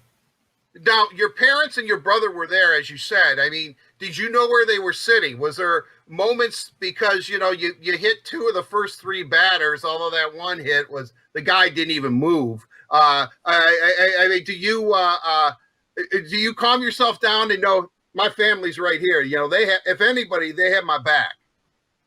Yeah, it's actually funny you say that. So my parents hit a bunch of traffic on the way in. So they actually got there in the bottom of the first or so. So I actually didn't even know where they were sitting, but it probably for the better that I didn't look at them because they were probably 10 times as nervous as I was. So it's almost probably better I didn't look. You hit a couple of guys, you get yourself in a little bit of a jam, you're working yourself out of it, and lo and behold, the Tiger Killer himself, Tim Anderson, comes up, and that's the guy you've got to get. You get him on a ground ball with a 99-mile-per-hour fastball. What's going through your mind when you know that Anderson, this is the guy that, trust me, has just murdered the Tigers for the last several seasons? Yeah, I mean, obviously not the spot you want to get yourself into in your debut, but with two outs, you got to just tell yourself, make one good pitch, one or two good pitches, and you're out of it. So you obviously know he's a really good hitter, but I trust in my stuff as well. So yeah, just got to think, make one good pitch and you're out of it, and just happy I made that pitch. I'm kind of wondering what's going through your mind. I know, the catcher's going to call the game. If whether it's Haas or Jake Rogers or whomever. But when you're facing a premier hitter like that, is it in your mind, me against him? I'm bringing the heat. I'm becoming flamethrower Foley right now, and buddy, you're not going to be able to hit it. What's happening? Yeah, I mean, end of the day, it's you versus the hitter every time out there, and I just in a big spot, I figured go to my best pitch, was that two-seam fastball inside. So I just figured I'd throw some in on his hands and hopefully get him ground out, and thankfully it worked out. Right, it did. Boy, I just gave you a nickname. Have you ever been called Flamethrower or Flamethrower Foley before? No, I think you can coin that one. I don't think I've heard it before. All right, well, I'm going to make T-shirts and we'll split the profits. Okay, I'm sure the Tigers will start marketing it. So you got a little side business going now. With all that said, I really want to ask you. I think one of the best moments that came out of all of this, besides you making your debut, is Zach Short, who has been up and down with the Tigers this year. Obviously, a good ball player. They got him from the Chicago organization. He was your teammate at Sacred Heart, teammate like there in Toledo. Can you talk about the Tigers letting him stay so he can see, as you just said, best friends can actually be together and share this moment together? Yeah, that meant a lot. I mean, it was definitely a nice gesture by AJ letting him stay. Like you said, we've been best friends pretty much since college, since freshman year of college. So it was really special to have him there, and I'm thankful I got to throw in front of him. So it was nice. Now, does he say anything to you? Because he's been in the bigs before. Does he try to calm you down, or did he offer any kind of advice to you? Yeah, before the game, before he was heading up to his seat, he was just like, just have fun out there and do your thing, and like, I got confidence in you. So it was always nice to hear that. He's always had my back. I've always had his. So it's kind of nice. Just good words of encouragement there. Well, I have to ask you, because it does seem to be a trend, at least on the Tigers. I don't know if it is in Major League Baseball, but, Jake Rogers, looks like he should be playing in the 1880s with his look. Your stash is a little more contemporary, if I may say so. But what is it? Are the Tigers going to be known as the mustachioed baseball team? Is this a trend for Detroit right now? Yeah, I don't know. I mean, people always giving me a bunch of stuff for me and Rogers for having mustaches, but I just grew it out at the start of quarantine, right when COVID hit, because I figured why not? I wasn't leaving the house much anyways. And I started throwing pretty well with it, so I figured, hey, I'll make it a kind of an in-season look, and it just stuck. I mean, I don't. Parents probably don't love it, but whatever. I'm having fun with it, and we'll see. We'll keep it for now. Yeah. So I guess as long as everything's working out for you, that stash is going nowhere, right? Yeah, it's just a fun look. It keeps things light. I mean, I don't mind it, but I'll keep it for the time being for sure. All right. Well, Jason, unfortunately, we've run out of time. I could go on, maybe I will start calling you a Flamethrower Foley. And when you're there in Comerica Park and you hear someone screaming that, it's going to be me. Hey, best of luck. Congratulations, really. It's an accomplishment. It's great to have you here in Detroit to wear that Old English D, and many more seasons as a Tiger and continued success. Thanks for joining us on The Headliner. Thank you for having me. It was a pleasure. That'll do it for this edition of The Headliner, presented by Miller Lite. Miller Lite, it is the original light beer, only 96 calories. It tastes great, it's delicious, and it's available for delivery. Daniela, back to you. Thank you, Art. And of course, a big thank you to Jason for joining the show today. Before we wrap things up, I'm going to bring Art and Carly back because we're going to have a little bit of fun here at the end of this edition of The Word on Woodward. But first, Art, is it necessary to give every single new Tiger that you interview a nickname? Is that like your thing? Do you sit there and think about this before the interview? Like, it's a pretty good one. Flamethrower Foley is not bad, but is this part of your interview process? No, it just sort of happened. The only time is when Casey Mize told me his middle name was Arthur. I knew that I would never let that go. But I No, it just sort of happened. I had no idea that I was going to call him a flamethrower fully, but he throws the heater. I mean, he's a real nice guy. Great story. I really enjoyed talking to him. I wish him, of course, nothing but the best of luck. I want to say something. We've been doing that Tiger. Hey, Tiger fans, in case you didn't know, tickets for all June home games are on sale, and if you get a vaccination, you get a pair of tickets. Right? I think that's great. I'm fully vaccinated. Can I get vaccinated again to get those tickets? Do you think that could happen? Maybe they'll just give you a voucher, Art. Okay. Well, but I do want to say this. I think the logo of the heart Band-Aid and then home plate, with the old English D. I think that logo is excellent. I think it's brilliant in its simplicity. Big props to the art department and the graphics department who put that together. I think it's really, really looks good. All right. Perfect. I love it. Well, I have a video to share. Yeah, do it, Carly. Share it. All right. The Kalamazoo Growlers. They had a player hit a home run. I'm just going to let it roll. His celebration was fantastic. So he runs the home run, about to hit home plate. And he goes and gets an energy drink, hits it with his cleat, and shotguns it. I mean, come on. If that's not hype, I don't know what is. I had a feeling you'd love this video, so I had to show it to you. It takes me back to my high school days. High school? You think they're named a growler? I could drink at 18 in Michigan, although I was not 18 in high school. Let's not go there. I do want to say this. Are they named growlers? Are they named after a bear, or because there's so many breweries on the west side of the state?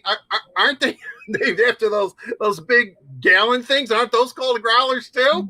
Should their logo not be a bear but a big jug full of beer? That's exactly what it is. It is actually a bear, but I get where you're coming from. I think they were trying to be funny. I know you do, right? Carly. They had to they were being witty about it, right? Like when they named themselves the Growlers, you're being a little witty at that point, right? Like it's actually a bear, but you are from the west side of Michigan, which is filled with breweries. I think it's witty. I agree with that. I'm pretty sure that most of the people on the west side of the state that are adults and drink responsibly, they weren't thinking of a bear when they heard, oh yeah, I love the Growlers, man. I love them. That's a good name. All right, well, let's wrap this up so I can drink out my growler. So thanks, guys. Oh, wow. Okay. Show is done. Thank you, Carly. Carly has pronounced it. It's over. So long. For all of you for tuning in. Bye, Carly.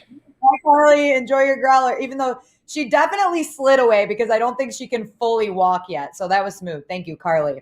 All right, you guys, if you missed any of today's show, make sure you can catch up on the Word on Woodward YouTube channel. Of course, we have all of our interviews from today and all of our past interviews on there as well. You can also listen to the show as a podcast on Apple Podcasts, Google Podcasts, or Spotify. The Tigers, as we've been talking about all day today, take on the Mariners tonight with Casey Mize on the mound at 7 p.m. on 97.1 The Ticket, and Bally Sports Detroit will be back with the Word on Woodward next Wednesday, starting at noon, our normal time. So make sure you are tuning in on the Red Wings and Tigers YouTube channels, Facebook pages, and of course, their websites. Thanks so much for tuning in today. We'll see you next week.